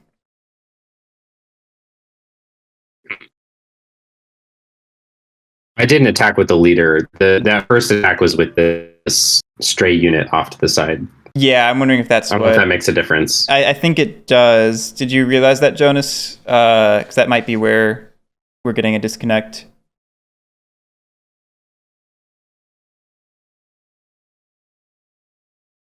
So, like, they grant bonus battles to adjacent units that killed something and no, then can do a momentum? It says attached. Okay, yeah. So, unfortunately, I guess I should have attacked with my leader first, but I attacked with these guys first, so they don't have the leader attached to them. Yeah, so we just played suboptimally, basically. Yep, we're nerds. Go. I mean, if you want to just flip that, we can just say you did that, and then these guys can ranged combat. Let's see. Would I have done that though? Knowing that, I guess that is optimal because if I kill somebody, then I can advance and battle for free, and then these auxilia can just range. Yeah. So I think we can just make that optimal retroactively.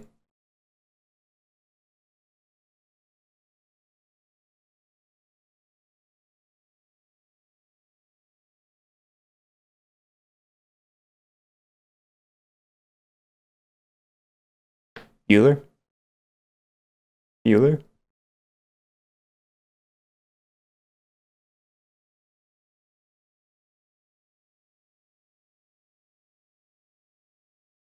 Morning, everyone.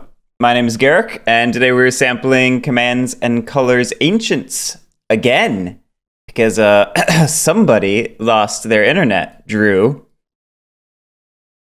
Yep. I think it was a conspiracy. Guerric was losing miserably, and he was like, how can I get this game to end early? He called the hotel and was like, hey, look, I have a problem. Can you help me fix this? That's exactly what happened. Yeah, we're playing the Commands and Colors Ancients game we started yesterday. We're doing the very first scenario, the Battle of Akragas. Drew is the Carthaginians. I am the Syracusans. And I'm doing terribly, as Drew just mentioned. Crewmeister, thank you so much, man. And also, hello, everyone. This is bopping for a morning. There are elephants in the game, just not this scenario. Yes, Lily, that is why your internet is always terrible. Yes, every hotel you go to, Lily, I call them ahead of time and say, hey, in this room... Ahead of time. In this room, you have to throttle the internet. Bandwidth for me. I'll pay you whatever you need. When we left off yesterday, we were partway through Drew's turn. he had played this horrifying leadership any section card, I believe, and was moving this like whole group of people here.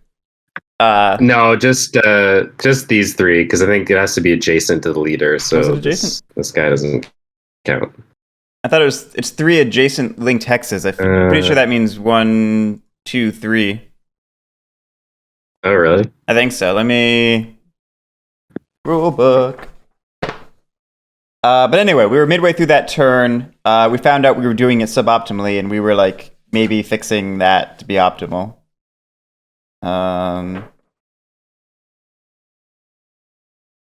Yeah, that's how it works, Drew. And the little box they show for leadership cards, which I'm pointing at the camera for no reason. Yeah, it shows 2 different pictures of 4 adjacent linked hexes, and both of them are like not counting the leader's hex, and they can go out beyond adjacency as long as they're connected in a chain. So this is okay. So I can activate 4 units as long as they're adjacent. So this one can be included. Yep. Cool. Well, oh gosh. So what would I have done with this 4th unit? Mess me up. That's what you're gonna do. Well, let's see. So originally this was here, and this unit was sitting over here. So I moved them up so that I could be in range to either attack that or throw javelins. So these guys, I guess they probably move here. I don't think I want to split them off and go try and attack your cavalry. That seems dumb. Okay. What are they? Yeah, they're Auxilia. So yeah, they'll go up here. Okay. Then I would have had you really properly surrounded. The one issue with this is if you did want to retcon these to be the attackers. Oh, that's right. Yeah, then that's going to block these guys from being able to do anything. Exactly. No, I think that's fine. Let's not try and really retcon this to be totally optimal, because I probably would have made a slightly dumb move and think what I was doing. You could maybe really the only other option is to send these guys to go attack the cavalry, which, I don't know, YOLO. I guess we could do that. I guess you could maybe go like 1-2 and attack these guys at range. Oh, that's true. Well, wait, can they? Oh, those are light infantry, not Auxilia. So yeah, they might be able to move 2 and still do something. That's right. I'm thinking of Auxilia that can only move 1 and then still attack. Yeah. Yeah, sure. Let's do that. Okay. I'm just helping you kill me now.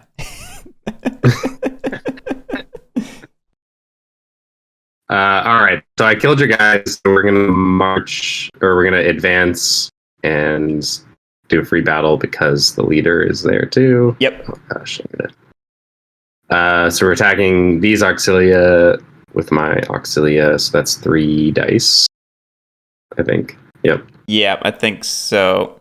Okay. And I'm gonna have you roll again because these dice are really not cooperative with this internet connection. Auxilia cannot evade. Okay, we are in this. Here we go. Oof. Oof. Oof.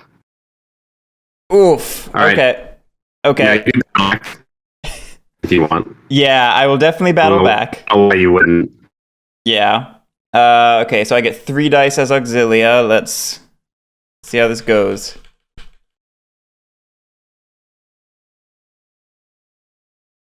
That's not bad. That's not bad. That's 2 hits for you as well. And that, I think, means I have to roll. Oh, come on. Why can I not delete? You want me to get it? I'm just expecting like half of the game to disappear in a second when your deletes go through or something like that. Yes, that's probably exactly what happened. There's like a bunch of lag. I pushed delete 10 times trying to get it to work, and now... Oh no! Yeah. There it goes! Oh, I love it. Okay. Okay, and then roll 2 dice for me because my leader might be dead. Yep.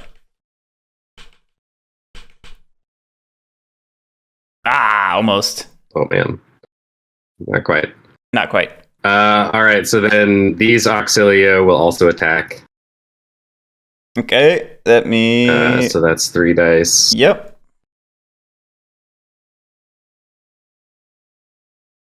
One hit. 1 hit. All right. I can't ranged attack into melee, right? Like these guys can't throw their little javelins into this melee combat. Do you know? No. It's like they're all separate battles. They don't work together or anything. That's what you're trying. Well, if you had an enemy unit adjacent to these Auxilia, I can't do range attacks with these Auxilia, right? Right. But can the target is in melee with these 2 units. So can these units who are not in melee do range attack into melee? I'm pretty sure. I'm pretty sure it's all just like on a per unit basis. You know what I mean? Like, is this unit okay? All right. Well, so in that case, do I want to? Hold on. I still need to battle back. Move, so it's only 1 die. Oh, that's right. You're right. Yeah, I was just.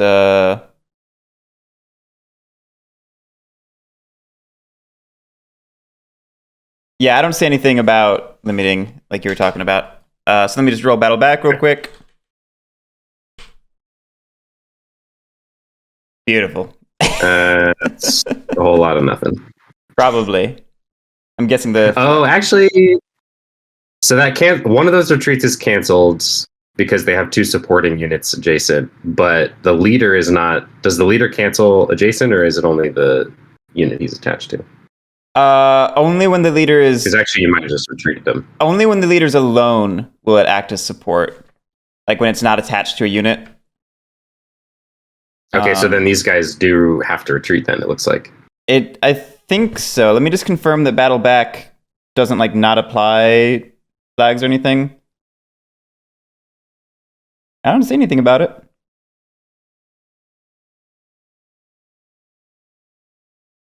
Yeah, looks like you retreat. Right. So what do our retreat of 1? So that's kind of annoying. Oh my gosh, can I not pick things up? Oh, this is terrible. Can you move them there? Oh, there they go. Oh, yeah, there we go.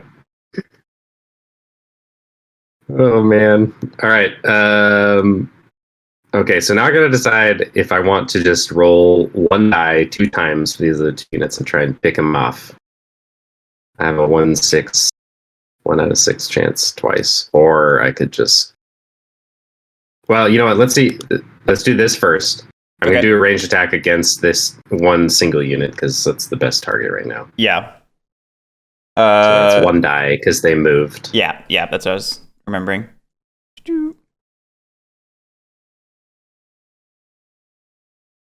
Nice. Nope. All right, so yeah, now I gotta decide if I want to shoot again or if I want to just hit your cavalry with these light. Oh, I think those ones have to close combat with the cavalry because they're. Oh, right, yeah, because they are in melee. Yeah, of course. Yeah. Okay, so light infantry roll 2 dice in melee, I believe. Yep. So let's do this. Come on, baby, roll some of the swords. Oh, I need to decide if I'm evading, don't I? Oh, right, yeah. Let me put these dice down real quick. Yep. Oh, you serious? That was such a good roll. Medium cavalry may evade. May versus foot or heavy mounted. Okay. I have that lead. It seems like you basically should always evade with cavalry. It seems like why take the hits? Yeah. So yeah, I'm definitely gonna evade, especially with the leader. Run away. Yeah. All right, let's roll that for real. If it was meant to be, you'll get it again. Yep, that's true. Hey, you got one. Right. No, I didn't get any because you evaded, right? So Oh, it only you're right. counts the You're triangles. right. You're right. All right, so that's my turn, and I will draw a card. It needs to evade back 2 spaces. All right, yeah. Oof. Oof. These are not good.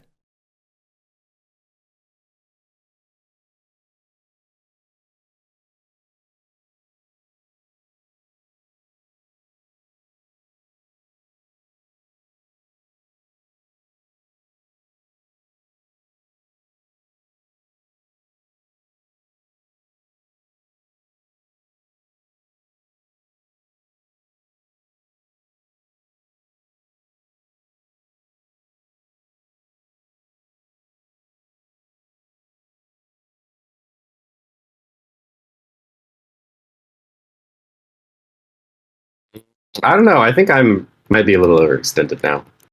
Your battle backs did enough damage and you have enough backline units over here. I mean, it depends on if you have the cards to really counter. Right, that's what I was about to say. I don't think I'm hosed, but this flank's actually looking kind of weak on my side. Yeah, I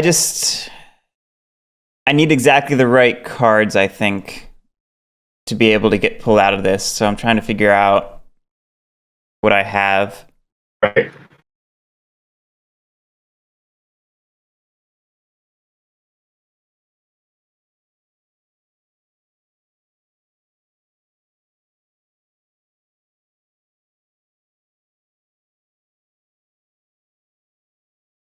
I was definitely underestimating the importance of maintaining battle lines in this game. Because seeing more of the cards and how many of them are like leadership adjacent, hexes or like line command like that one you had.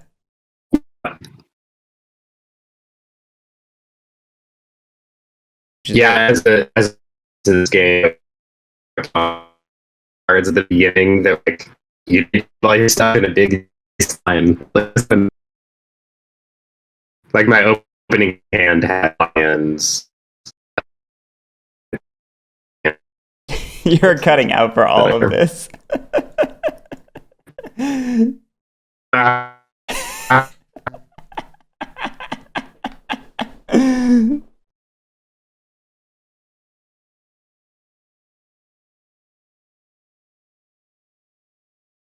Is at $9.99. Your internet's dying. I I called the hotel again. Can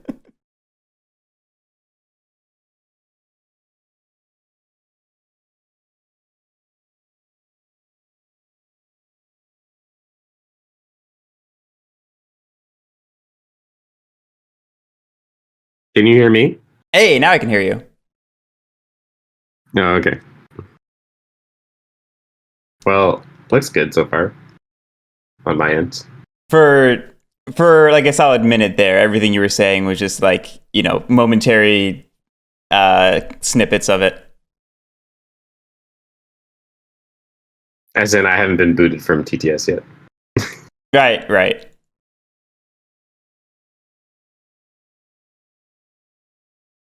Anyway, you're up. Yeah, think I know what I'm doing.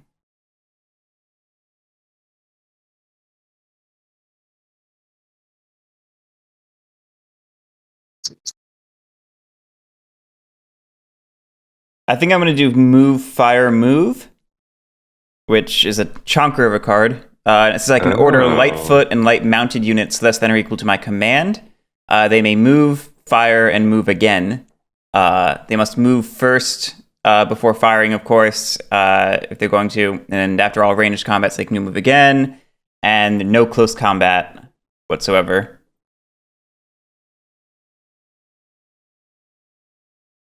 Oh, and you can move through friendly units. Cool. Yeah, I don't know how much use I actually have for that one, but for that part of it. But that is an interesting wrinkle. Yeah, that gives some interesting flexibility, though, for sure. So certain contexts. yeah.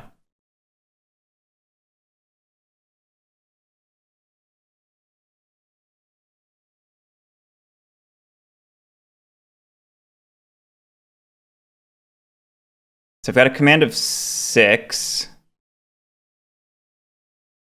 2, 3, 4, 5, 6. I have 7 light units, it looks like. So it's just a matter of picking 6 of them.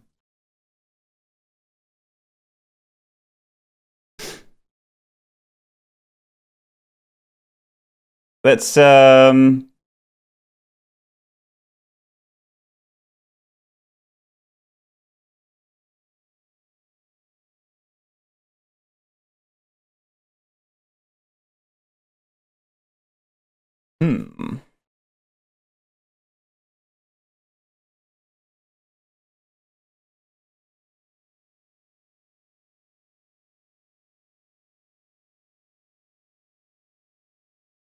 I'm going to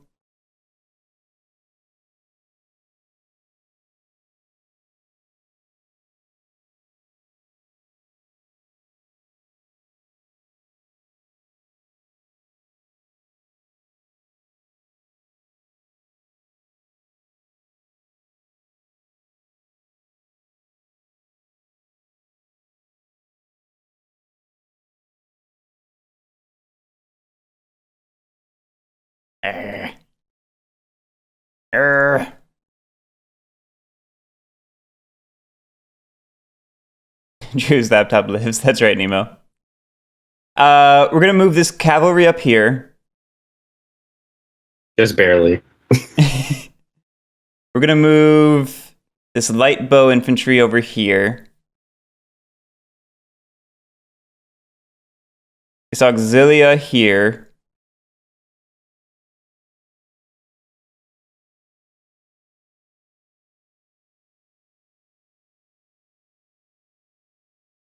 Oh man, the battery is in fact very slowly draining. That's expected. That's what that's what I'll do. I'll just take the longest turns I can in the hopes of draining your battery.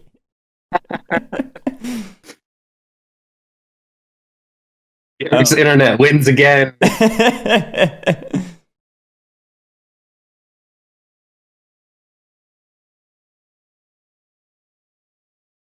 One, 2, 3. This is tough. I really want to activate all of them, so I'm just trying to find out the optimal decision. Yep.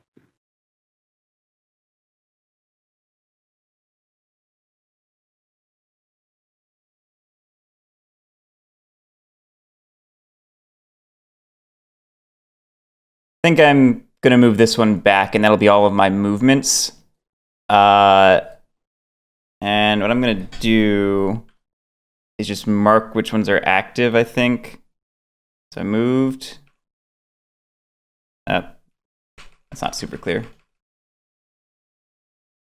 Let's do it like That's that. okay. As long as you have a way to remember. Yeah, there you go. 1, 2, 3, 4.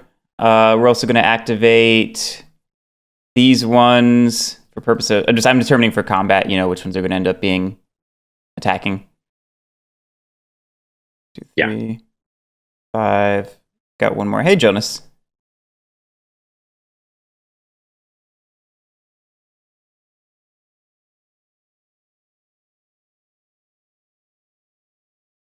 We're gonna go with these ones over here. All right. Those are my 6. Let's go through their battles one at a time, starting with the cavalry, I think. And we'll work our way across. It's got a range of 2. We'll target your heavy infantry. And it has 2 dice. So let me grab these.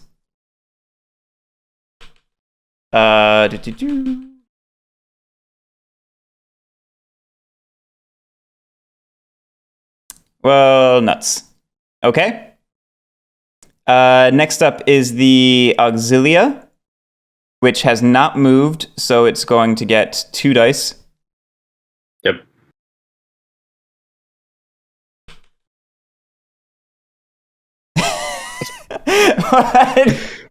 What is this? All right. Next up is the light bow. Statistically, you should get 1 hit from this next roll. This light bow infantry has 2 dice. Here we go. All right, Hey, 1 hit. There we go. 1 out of 6. That seems normal. Can you delete a block for me? Yep, just got it. And then that triggers a leader casualty check. I will go ahead and roll for that now. Oh, that's right. Nothing doing. All right, that's those 3. Let's move on over here. We'll start with the light bow infantry. 2 dice. Yep, they didn't move, if I recall. So yeah, they did not move. I could target the medium infantry. I think I'll stick with the auxiliary infantry though. Here we go. 1 hit. Very cool. okay. Next up is this Auxilia infantry, which did move, but it's going to target your Auxilia with the leader here. Yep. Hey, Billy. And thank you so much, man. I appreciate it.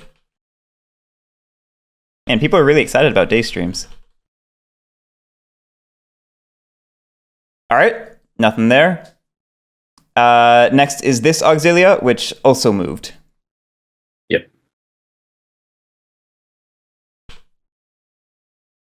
Hey, that's a hit. Ouch. Oopsie, there goes a die. That's a die. And then that triggers a leader casualty check.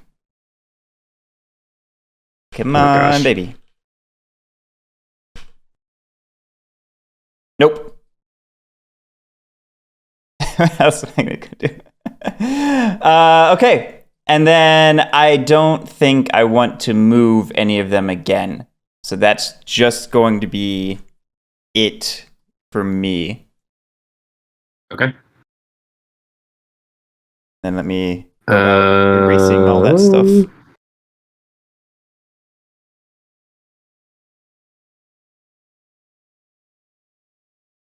All right, so we're going to order 3 units left.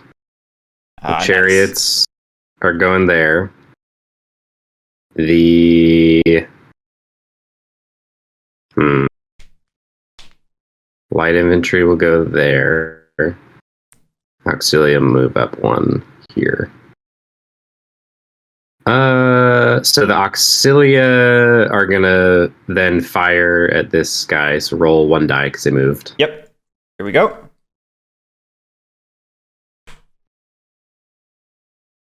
Nothing. Okay, and then that means that the lights will attack that one. So that's 2 dice. Okay. Here we go. I will evade. Well, I don't think you can. Auxilia can't evade anything. Yep, you're right. Remembering. There you go. Cool. That takes the decision out of it for me. Yep. Oh. Hey, I saw that die just like stop on the green in midair, and I was like, no. Oh no. Yep. Okay, so that's a victory banner for me. It is. And then that's it. Oof. There goes my battle line. Yep. Let's see. Let us see. I did leave myself very exposed though, because I really wanted to move this leader into another unit, but I also needed to get those chariots somewhere useful, so it was kind of a hard choice. Yeah. So you might be able to capitalize on this. We'll see. We will see. Depends on if you have the cards. Yeah, yeah.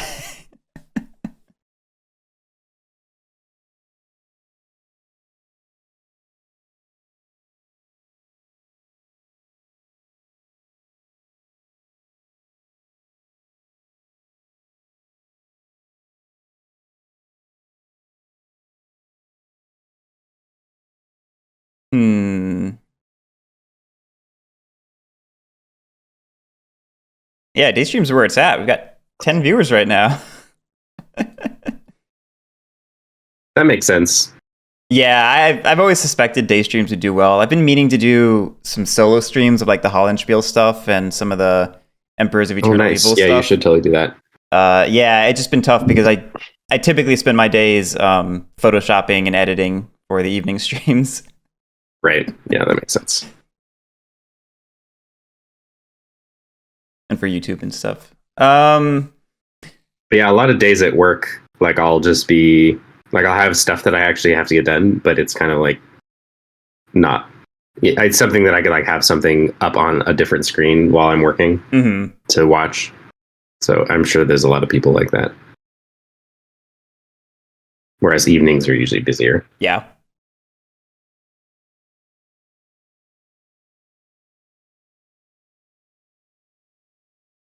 We're gonna do this. Leadership any section plus 3 adjacent linked hexes. We're gonna do these 3. Moving the light bow infantry here, these ones up here, and the auxilia up here. Nice. And then we're going to battle with those 3. Starting with the light. Let's start with the auxilia on this auxilia and see how that goes. Yep. Okay. So it's going to be 3 dice to battle with. It looks like. Yep. Yeah, they only moved 1, so they are full capacity. Yeah. All right. Here we go.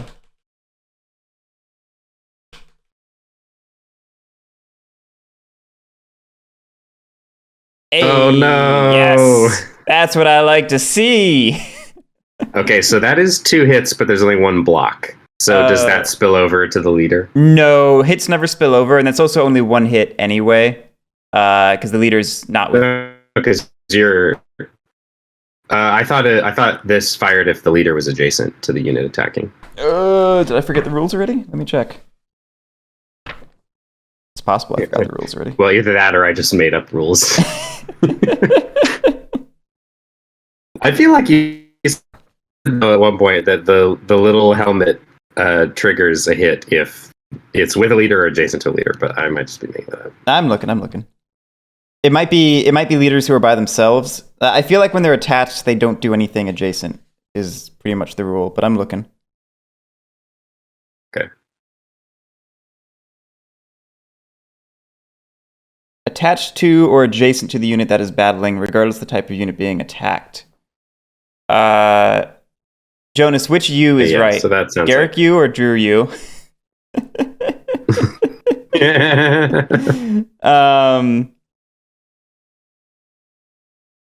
Yeah, I guess that would. I mean, reading that literally, it's adjacent, so it would count. So I think that is correct. Yeah, it seems like it would be 2 hits. Although you're saying it doesn't spill over to the leader. Yeah, no, it doesn't. Because I thought it would. Yeah, Jonas says you're right anyway, Drew. So, but yeah, it does not spill over. You will just end up doing. What is it? The leader. Oh, that's right. The leader does a solo casualty check now. Right, it's got that special one. Leader alone in a hex. No, maybe not that one. Leader's unit eliminated. There it is. The check is made with only 1 die. Okay. Okay, cool. So first I got a point for eliminating that unit. And then... Yep. Yeah, then we roll with 1 die, and we're going to roll this one because no reason.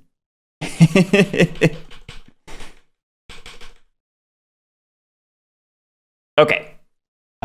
You get to retreat 1, 2, evade 1, 2, or 3 hexes back towards your side of the battlefield. Your choice.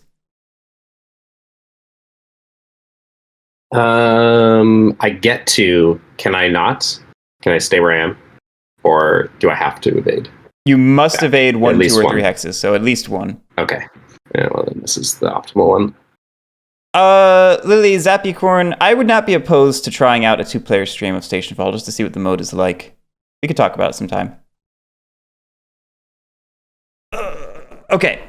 And then can my auxilia advance? They can advance with momentum. I don't think I want to though. I think I like my line here.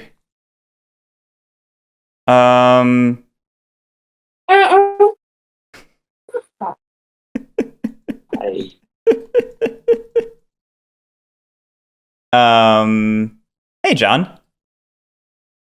Let's see. Are you ready for this, Drew? I'll give him a second. Yep. Oh, you're back. Okay. Let's go for my heavy infantry here against your auxilia. Yep. Okay. So I roll 5 dice.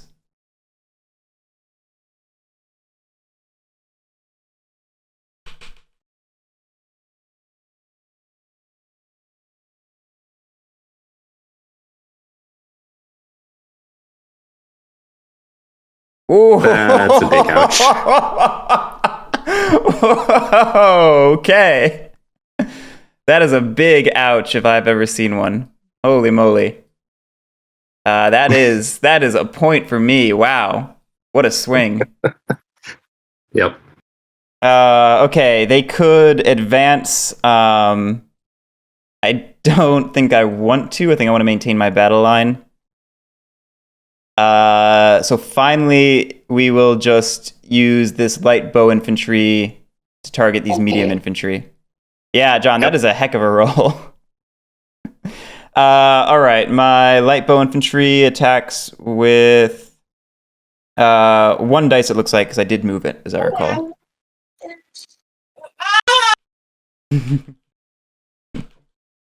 Baby Drew does not like how well I rolled.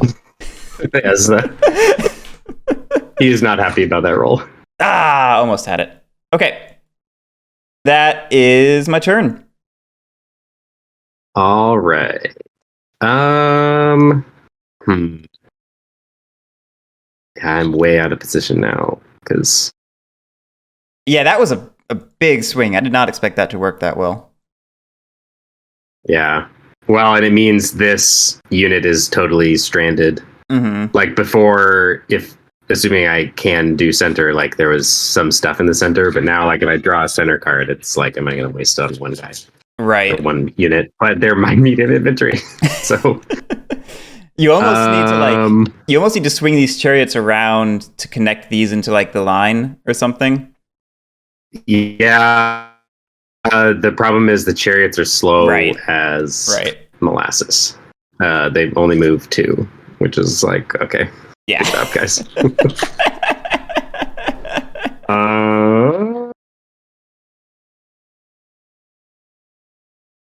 See.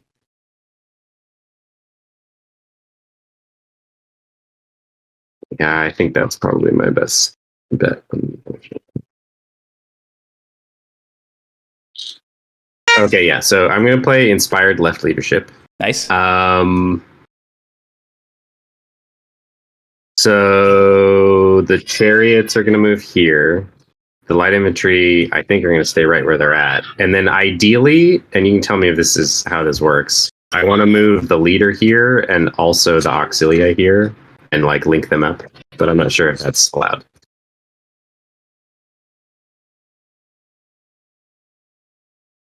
Let me check the exact rules for that card. I just want to make sure we're not messing up the wording.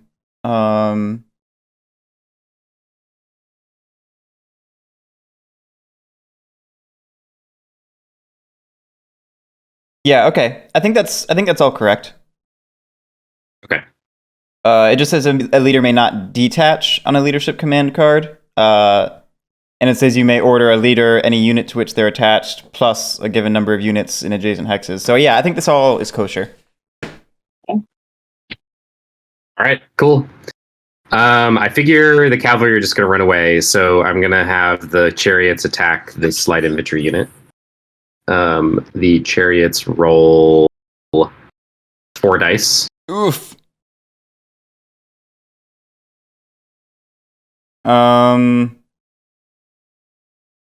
The infantry may evade. Oh. So I guess Oh wait, really? Yeah, it's not auxilia. It's a light infantry.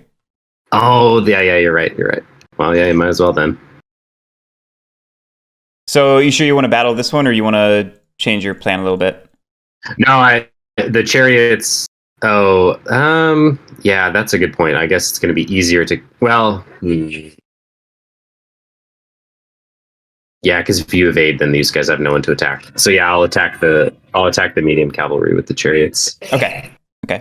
And Patrick. medium cavalry May versus foot or heavy mounted. Are chariots a heavy mounted? Yeah. Okay, yeah, so the medium will evade. Yep.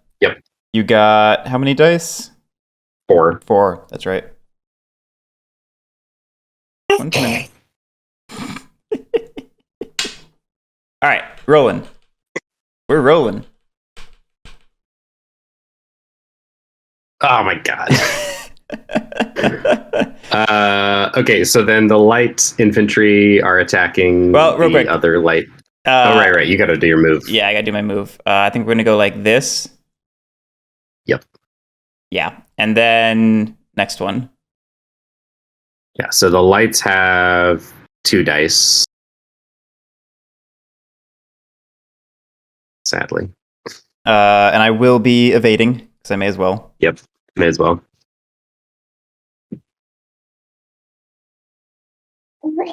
That's a hit. That's 2 hits because they're adjacent to the leader. You are very right.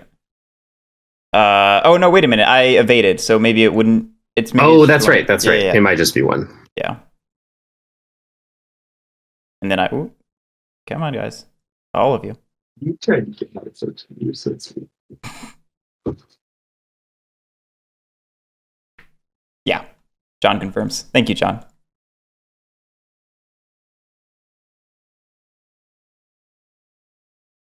Okay, and then the auxilia will attack the lights. You mean my auxilia over here? Or yeah, you got auxilia. Yeah. Okay. So you get, 3 dice. You moved. Yep. You moved 1 space with them. Yep. Okay. Here we go.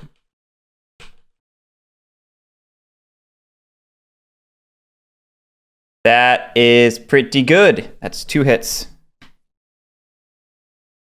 And then I get to battle back with my own 3 dice.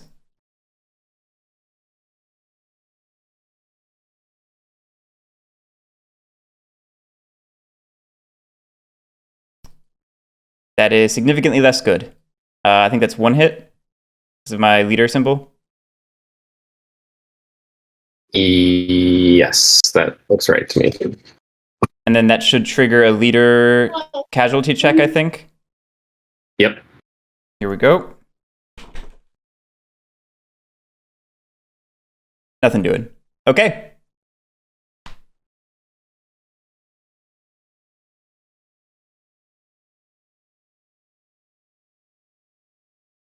All right, well, that is it for me. So I'll draw a card and then you're up. Okay.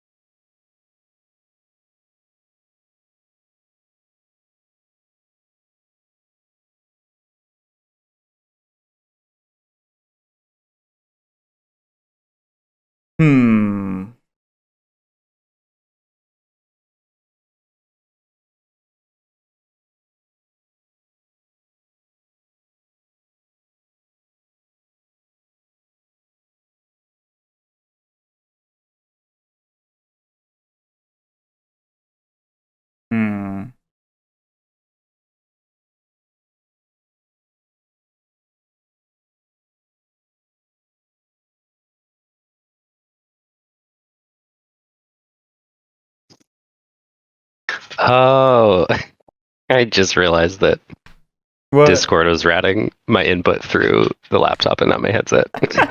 No wonder you sounded so different. I just figured you didn't have your usual audio setup or something.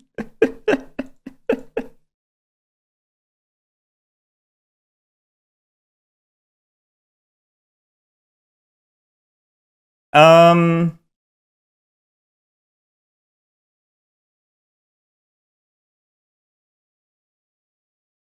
Can you hear me? I can hear you. Yeah, can you hear me? But I cannot hear you for some reason. Ah, there we go.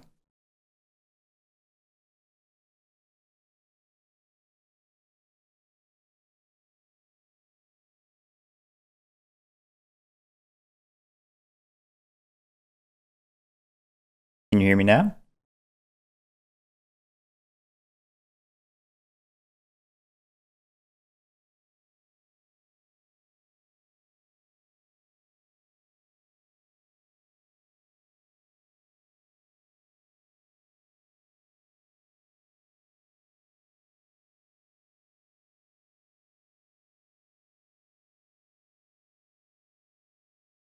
Hmm.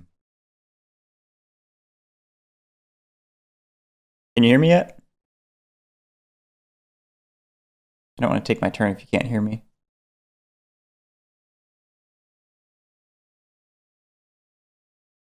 I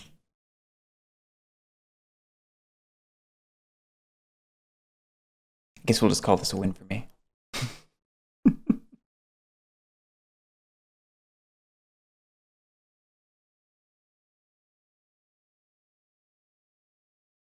That's good, Erzad. Howdy. Stream chat time. Again, AMA part 2.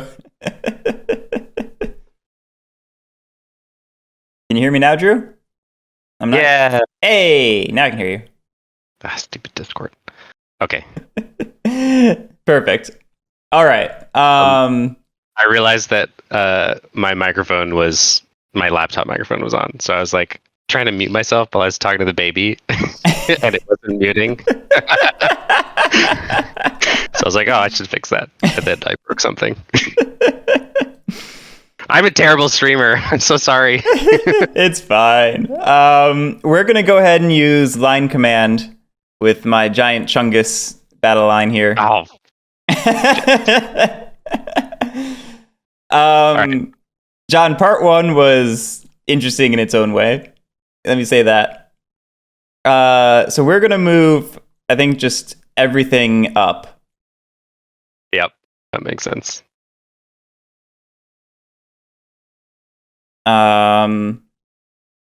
Yeah, I like this. A combination of Stratego and TNE. It's basically like a miniatures war game, but on a hex map. Yeah, it feels a lot like a tabletop miniatures war game. All right, let's start. Mountain units cannot be commanded by line commands. Did it say that? Oh, foot units. It does say foot units. All right, well, they stay behind. Yeah. I was bummed about that when I set up my original big fat Chungus line. Because I had 2 cavalry attached to the end and they had to get left behind. And now they're stuck over here like I forgot how that happened. I was wondering what they were doing up there. They were at the end of my big long line, and then I did a line command and everyone moved forward, and then I was like, oh, it says foot units. Damn it. All right, well, we are going to... How do we want to do this?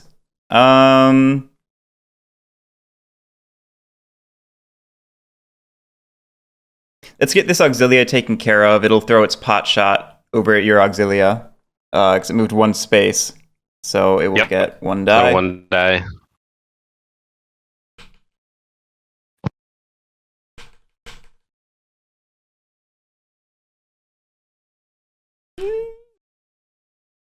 Not what I wanted. Okay. You're doing nothing because you suck. The light bow infantry is just going to close combat your medium infantry here, which is not, optimal, but is what it is.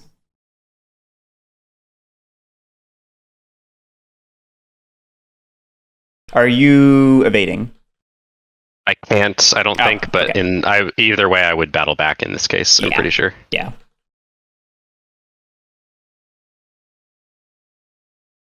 That looks like a hit because you're adjacent to a leader. Yes, and then you are forced. Oh, to and a retreat. Yeah. No! So that actually works out pretty well. That's terrible.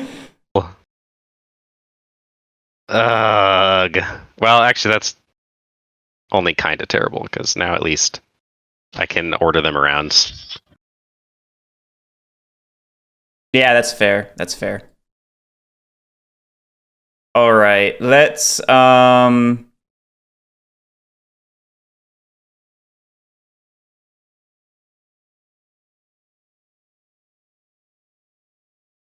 guess let's have this heavy infantry go after these light bow infantry. Yep. They will evade. Right? Yes. Yes, they can evade. Yes. And the heavy infantry have 5 dice. Yep, okay. Here we go.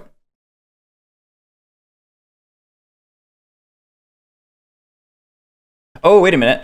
Putting these down. I forgot. Line command says units may momentum advance after successful close combat and may be eligible for bonus close combat. Which means by light bow infantry, could they have advanced?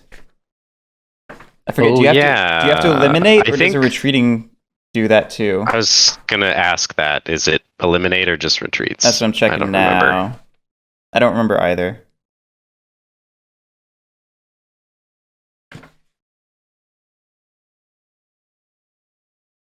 Momentum advance. Eliminates or forces the defending enemy unit to retreat from the hex it occupies. Yeah, so I may as well chase after you, I think. Breaks up my battle line a little bit, but maybe that's not... So a bow unit that you're chasing. Right?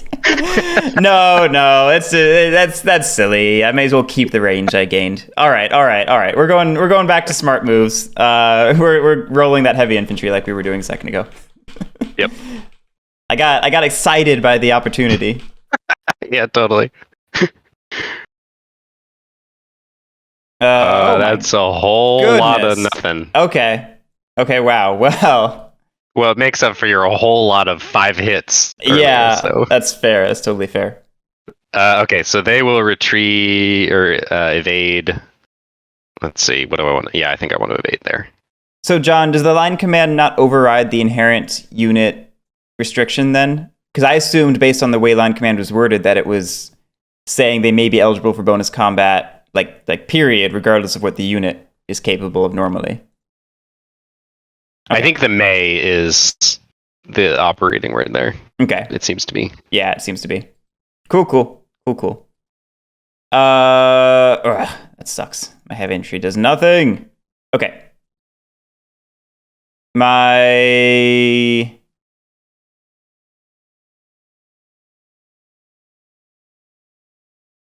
Let's do my light bow infantry, I guess. Actually, no. We'll do the auxilia against your heavy infantry. Okay. I cannot evade. Oh, wait a minute. Does your light bow have an evade 2? It does have an evade 2, so you have to... Oh, sorry. Evade is always 2. So this guy needs to move 2 back. Oh, I thought evade was up to the value, whereas retreat is the full value. No, remember, evade is only up 2 if you can't do. And then That's right. Yep. Yeah. Okay, so then they will go... Because we had that scenario at the start where you only had the 1 space to evade. Right, yep, that's right. Okay. Yeah, continuing what we were doing, the auxilia is attacking your heavy infantry. Would you like to evade? I can't. You can't. They can't evade. Look at that. All according to plan. Here we go.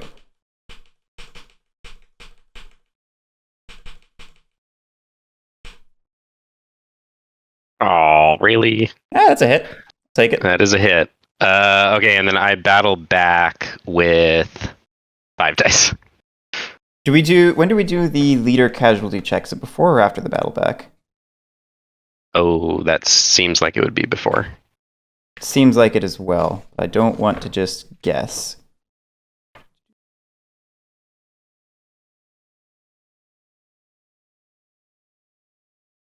Yeah, I'm guessing it happens immediately. Yeah, leader check now. John confirms. Okay. Okay, cool.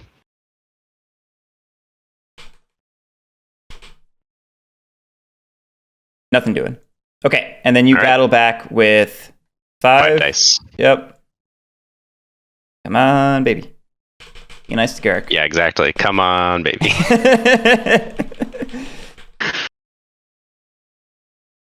Hey, that's 3? Is it? You're going against a... Oh, no, wait, dang it. Those Yeah. are... Oh, no. That's so lame. So you get 1. So 1 hits, yeah. Yeah. And then I don't know if the retreat happened. Do retreat flags work on Battleback? I think we decided they did earlier, right? Yeah, I don't remember. Let's see. I was so excited for a second. I thought I was attacking the wrong color. I think they apply. Yeah, so I think you force a retreat. Okay. Those are Auxilia. Sweet. So they retreat 1. Hey, I love that. Oh, they are supported. That's a good point. They have the... Oh, yeah, you're right. They're supported, so the retreat is negated. Yep. I knew that.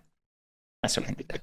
We know how to play this game. We Totally. Promise. All right, the light bow infantry is then going to battle your heavy infantry. Because why not throw yourself against a wall, right? Yep. So walls are 4. I could choose, John. I'm okay leaving the Auxilia where they are.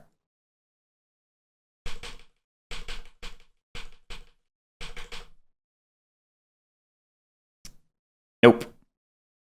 Okay, and then you battle back, right? Yep.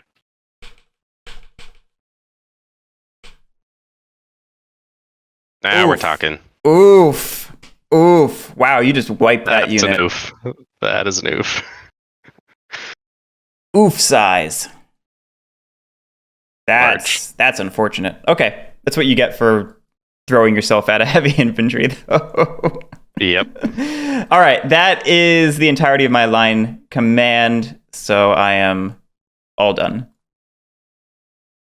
Okay.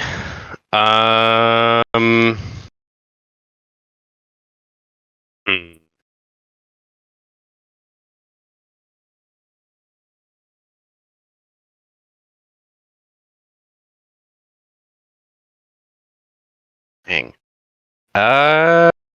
All right. Well, so we're gonna do order 4 units right. Oh.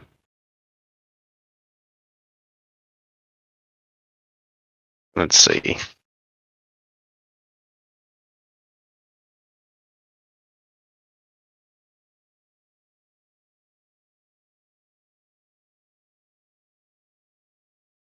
That feels like such a waste of those Auxilia, but the chariots are kind of in. Not a lot of great options. You should just retreat. Just pull all of them back.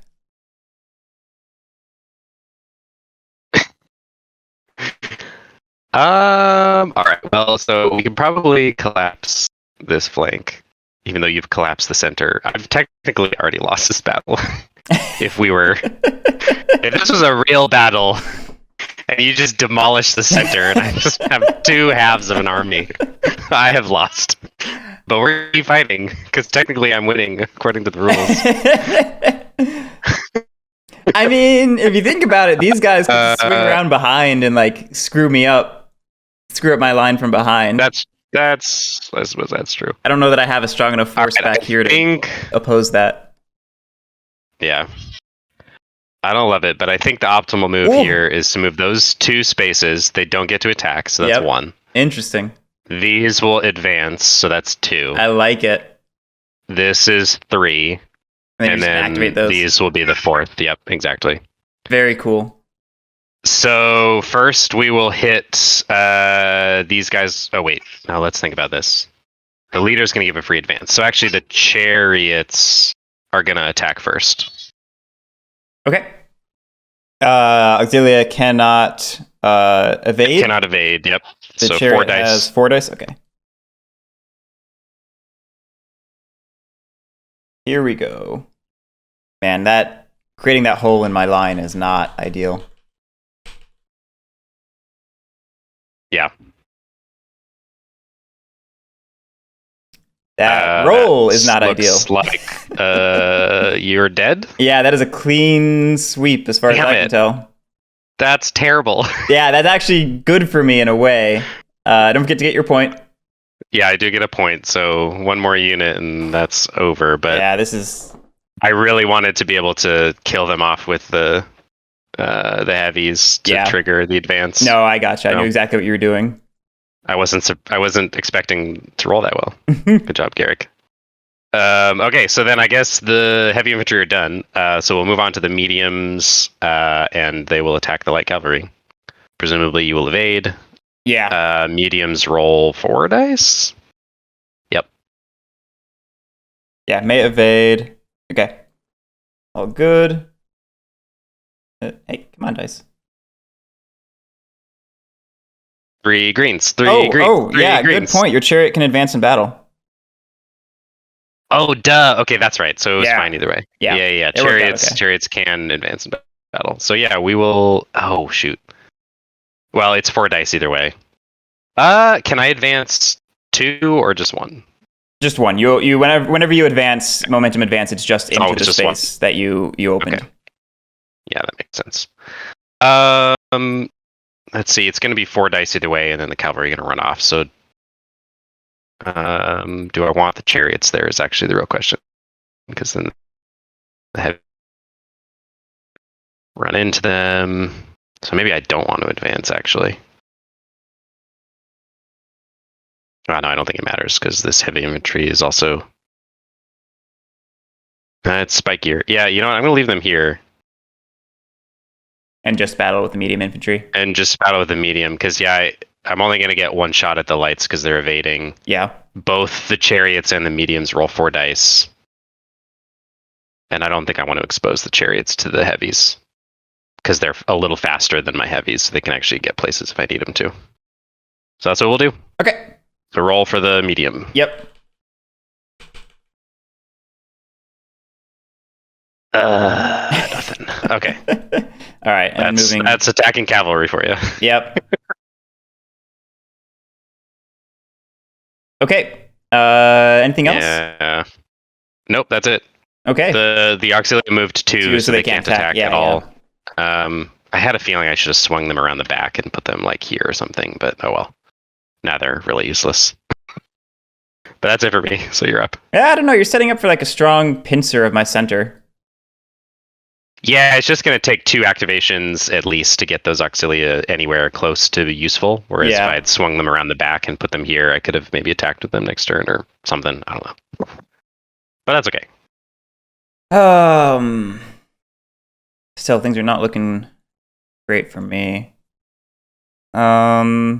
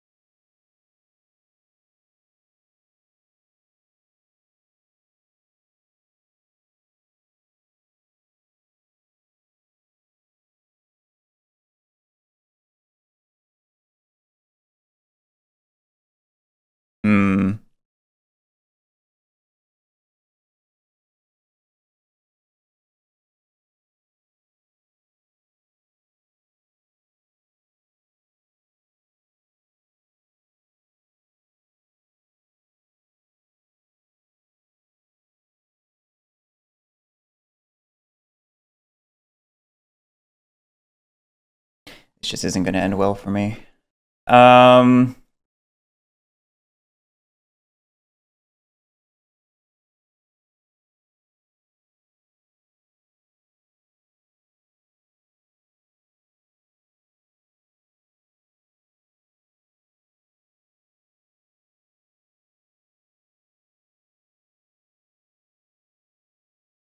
We're going to do inspired center leadership. Oh, nice. We're going to go 1, 2. Yep. Ouch. Activating these guys and moving these ones down here, I think. Actually, do they attack with 2 in close combat? Oh, 3 in close combat. No, yeah, we'll advance these here and these ones here. I think we'll do it that way. Cool. Okay. Let's resolve this heavy infantry here. Yep. Against against my heavies. Yep. Ouch. Here we go.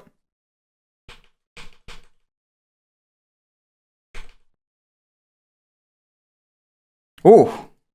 Uh-oh. That is a dead unit. Yes, it is. That is a very dead unit. Okay, that is a point for me. And then I roll 1 die for your leader casualty check, since it had its unit eliminated. Come on, baby. This could be my swing. It is not. Oh, that was so close. Okay, and then you need to retreat it 1, 2, or 3 spaces. Indeed. Can't retreat sideways, right? You cannot retreat sideways, but you can retreat... I think you can retreat into units and attach to them. Oh, that's right. We did that last time. But do I want to go into bow infantry? I'll stick him here, I think. Oh man, that's nothing but terrible. Baby agrees. I am going to get to advance. Just something to keep in That's mind. right. Oh, gross. Yeah, I think I have to retreat into these guys then.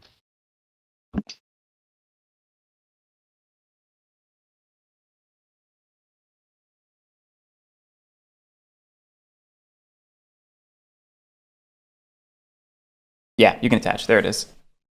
Okay. Yeah, and this heavy infantry is going to advance. I don't think it can combat though. So Yeah, not unless the card says something different. The heavies don't get to do battle, unfortunately. So my light bow infantry will...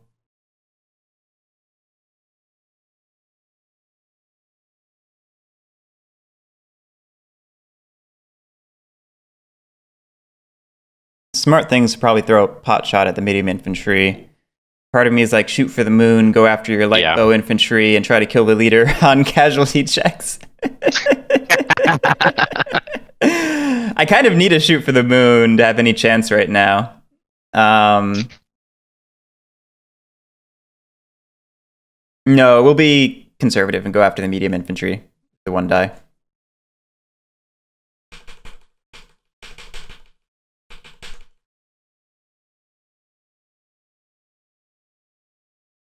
Ha. All right. Nothing. Is that nothing or is that something? I forget now. I don't think retreats work at range. I feel like you've been saying that all game, and it's wrong. That's right. I have been. There's one thing that you keep correcting me on that is like stuck in my head as a rule that's not correct.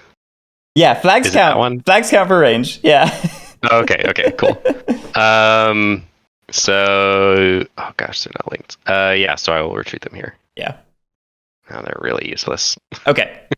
And then finally, my auxilia here is going to attack your auxilia, as you might expect. Yep. Naturally.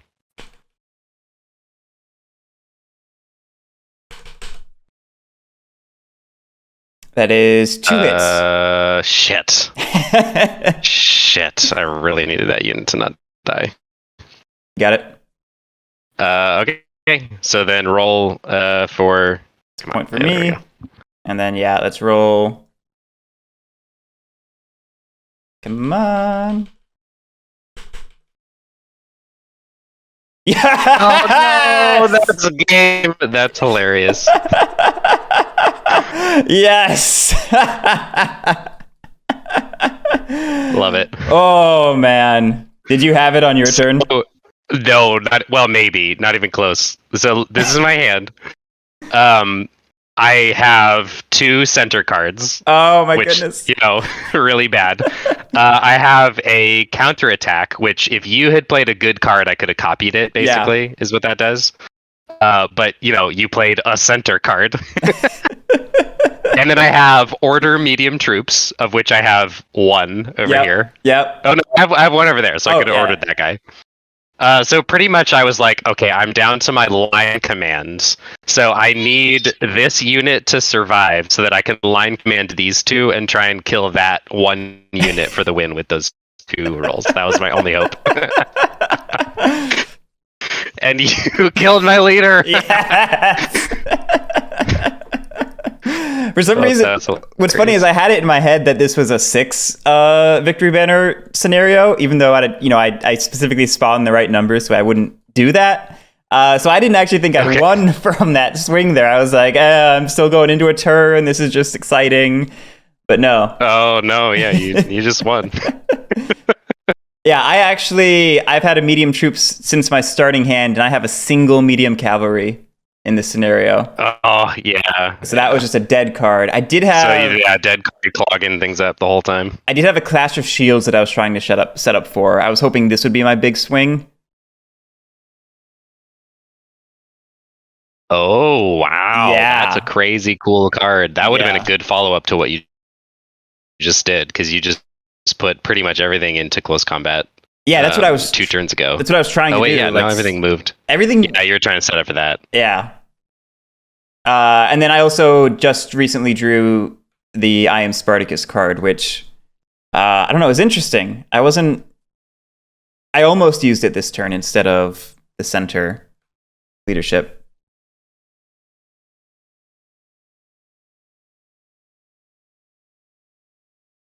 Interesting. Yeah.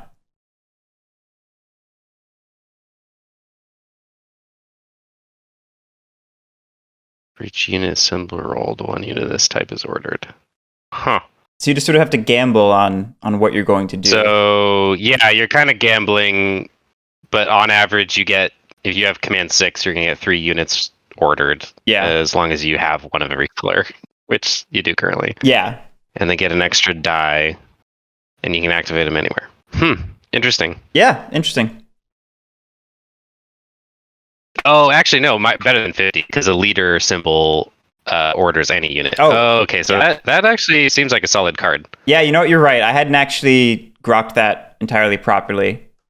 The first time I read it, I got stuck on unit symbol rolled and started thinking about it, and I completely skipped the next half of that sentence. Yeah, I just leader, blah, blah, blah. Yeah, whatever. That's clearly not relevant text right now. Skip 2. Units may be ordered. Any section. Oh, man. Well, yeah, that's Commands and Colors Ancients. I actually really enjoyed that. Yeah, it's fun. It's a fun little... I feel like people usually say beer and pretzels, and they mean it really negatively. But I don't mean it negatively. Right, but it feels like a fun little beer and pretzels game. Right, like it's exactly what the players they'd say in like all of the reviews for the Commands and Colors game. They're like, you just roll some dice and you have some fun, you know? Yeah. I do think, like, as far as strategic depth goes, oh, sorry, buddy. I know you need to eat. The games like this, like tabletop miniatures games, which I'm more and more convinced that this is just a tabletop minis game with blocks instead. Like, they are basically all about positioning. Mm-hmm. And the hex grid makes that very, like, what am I trying to, like, limited, but not in like a design limitations make for interesting games kind of way. It's like, it means that there's not as much strategy in the positioning. Gotcha. You just have hexes.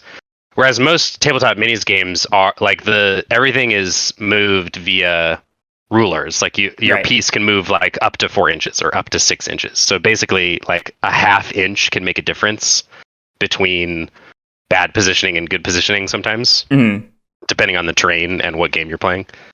And in here, it's like just this hex or that hex, effectively. So it's a little bit less. There's like a lot less going on like strategically. So for like a really crunchy, complex, high strategy game, that's kind of what I was getting at the other day when I was like, oh man, it feels like a minis game, and I feel like I would rather just play Infinity, because it also kind of feels like a game where you buy everything and then play it like a lot. Yeah, that's not wrong. Because there's like so much content, and it's also cool and interesting that you just like kind of fall down the rabbit hole, which is exactly what happens with literally every minis game. Like I have, I have bought so much crap over the years for. First I was into 40k for a long time, and then I did War Machine for a long time. I've played Infinity. I have a gigantic X-Wing collection still. It's like it's like this is your game that you just like play a lot. Yeah. With however many people you play it with. And for me, I feel like there are better things in that arena. But I would be happy to play this with somebody else who owned it. Like just as a fun one-off. Like it's very fun. Yeah, it is very fun. As someone who has not really played miniatures war games, not myself, I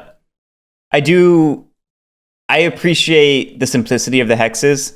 Like as someone who has not gotten into minis, the measuring still sounds atrocious. You know what I mean? It's really pretty simple. I'm sure it's not bad once you get into it. It's one of those things where from the outside it looks horrible. The same way like when you're outside of 18xx, you look at the stock market and you're just like, oh my God, you know? Yeah, that makes sense. That's true.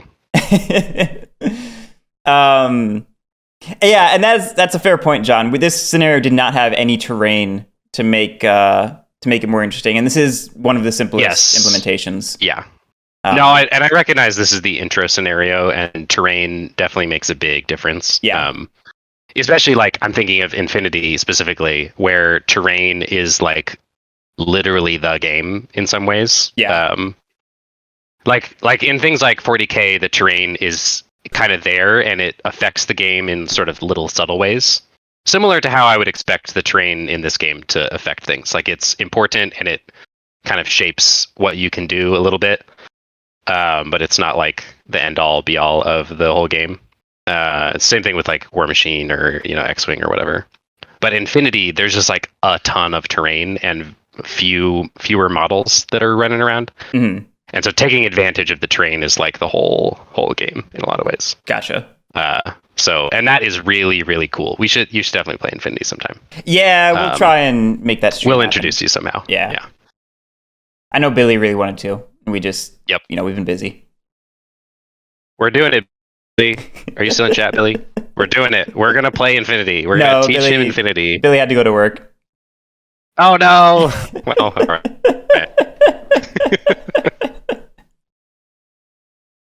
Well, anyway, Joey, I have not seen Day 9 content. I have no clue what that is. I'll have to look into it.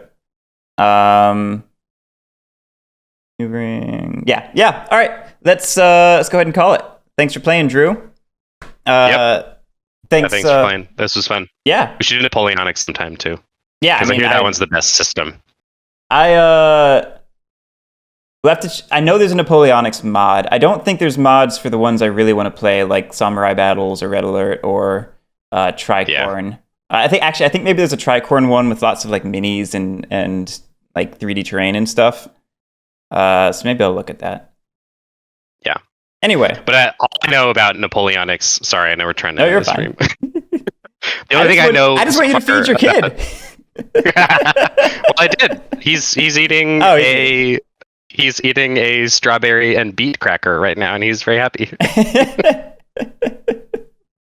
The one thing that I read about Napoleonics, and I'm 90% sure it's Napoleonics, it's going to be really embarrassing in some other game, but the dice that you roll slowly subtracts as you lose blocks in Napoleonics. Gotcha. which seems like a really interesting, cool nuance. So like as units suffer attrition, they roll less dice.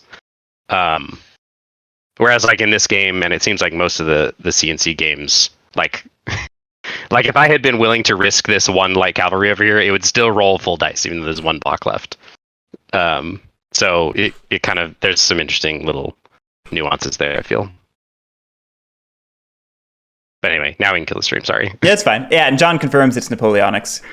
Okay, cool. Yeah, that sounds really interesting to me. It does sound interesting. I know a lot of people have Napoleonics as like their top. So while it's not the one I have the most setting interest in, it is for the praise. It makes me interested because of the praise. I said that badly. Yep. Anyway. Well, the setting is not very present in this. It feels like I felt like this was actually pretty evocative of like ancient battle line tactics, and yeah, that's true. I thought it was surprisingly evocative, honestly. Anyway, we're ending this stream. Thank you, everyone. We're ending this stream. Thank you, everyone, for watching. Yeah, I think we're gonna through. We're gonna try and have something else later in the afternoon. Maybe a stream tonight. That's still all under discussion. Anyway, we'll catch you next time. Have a good one.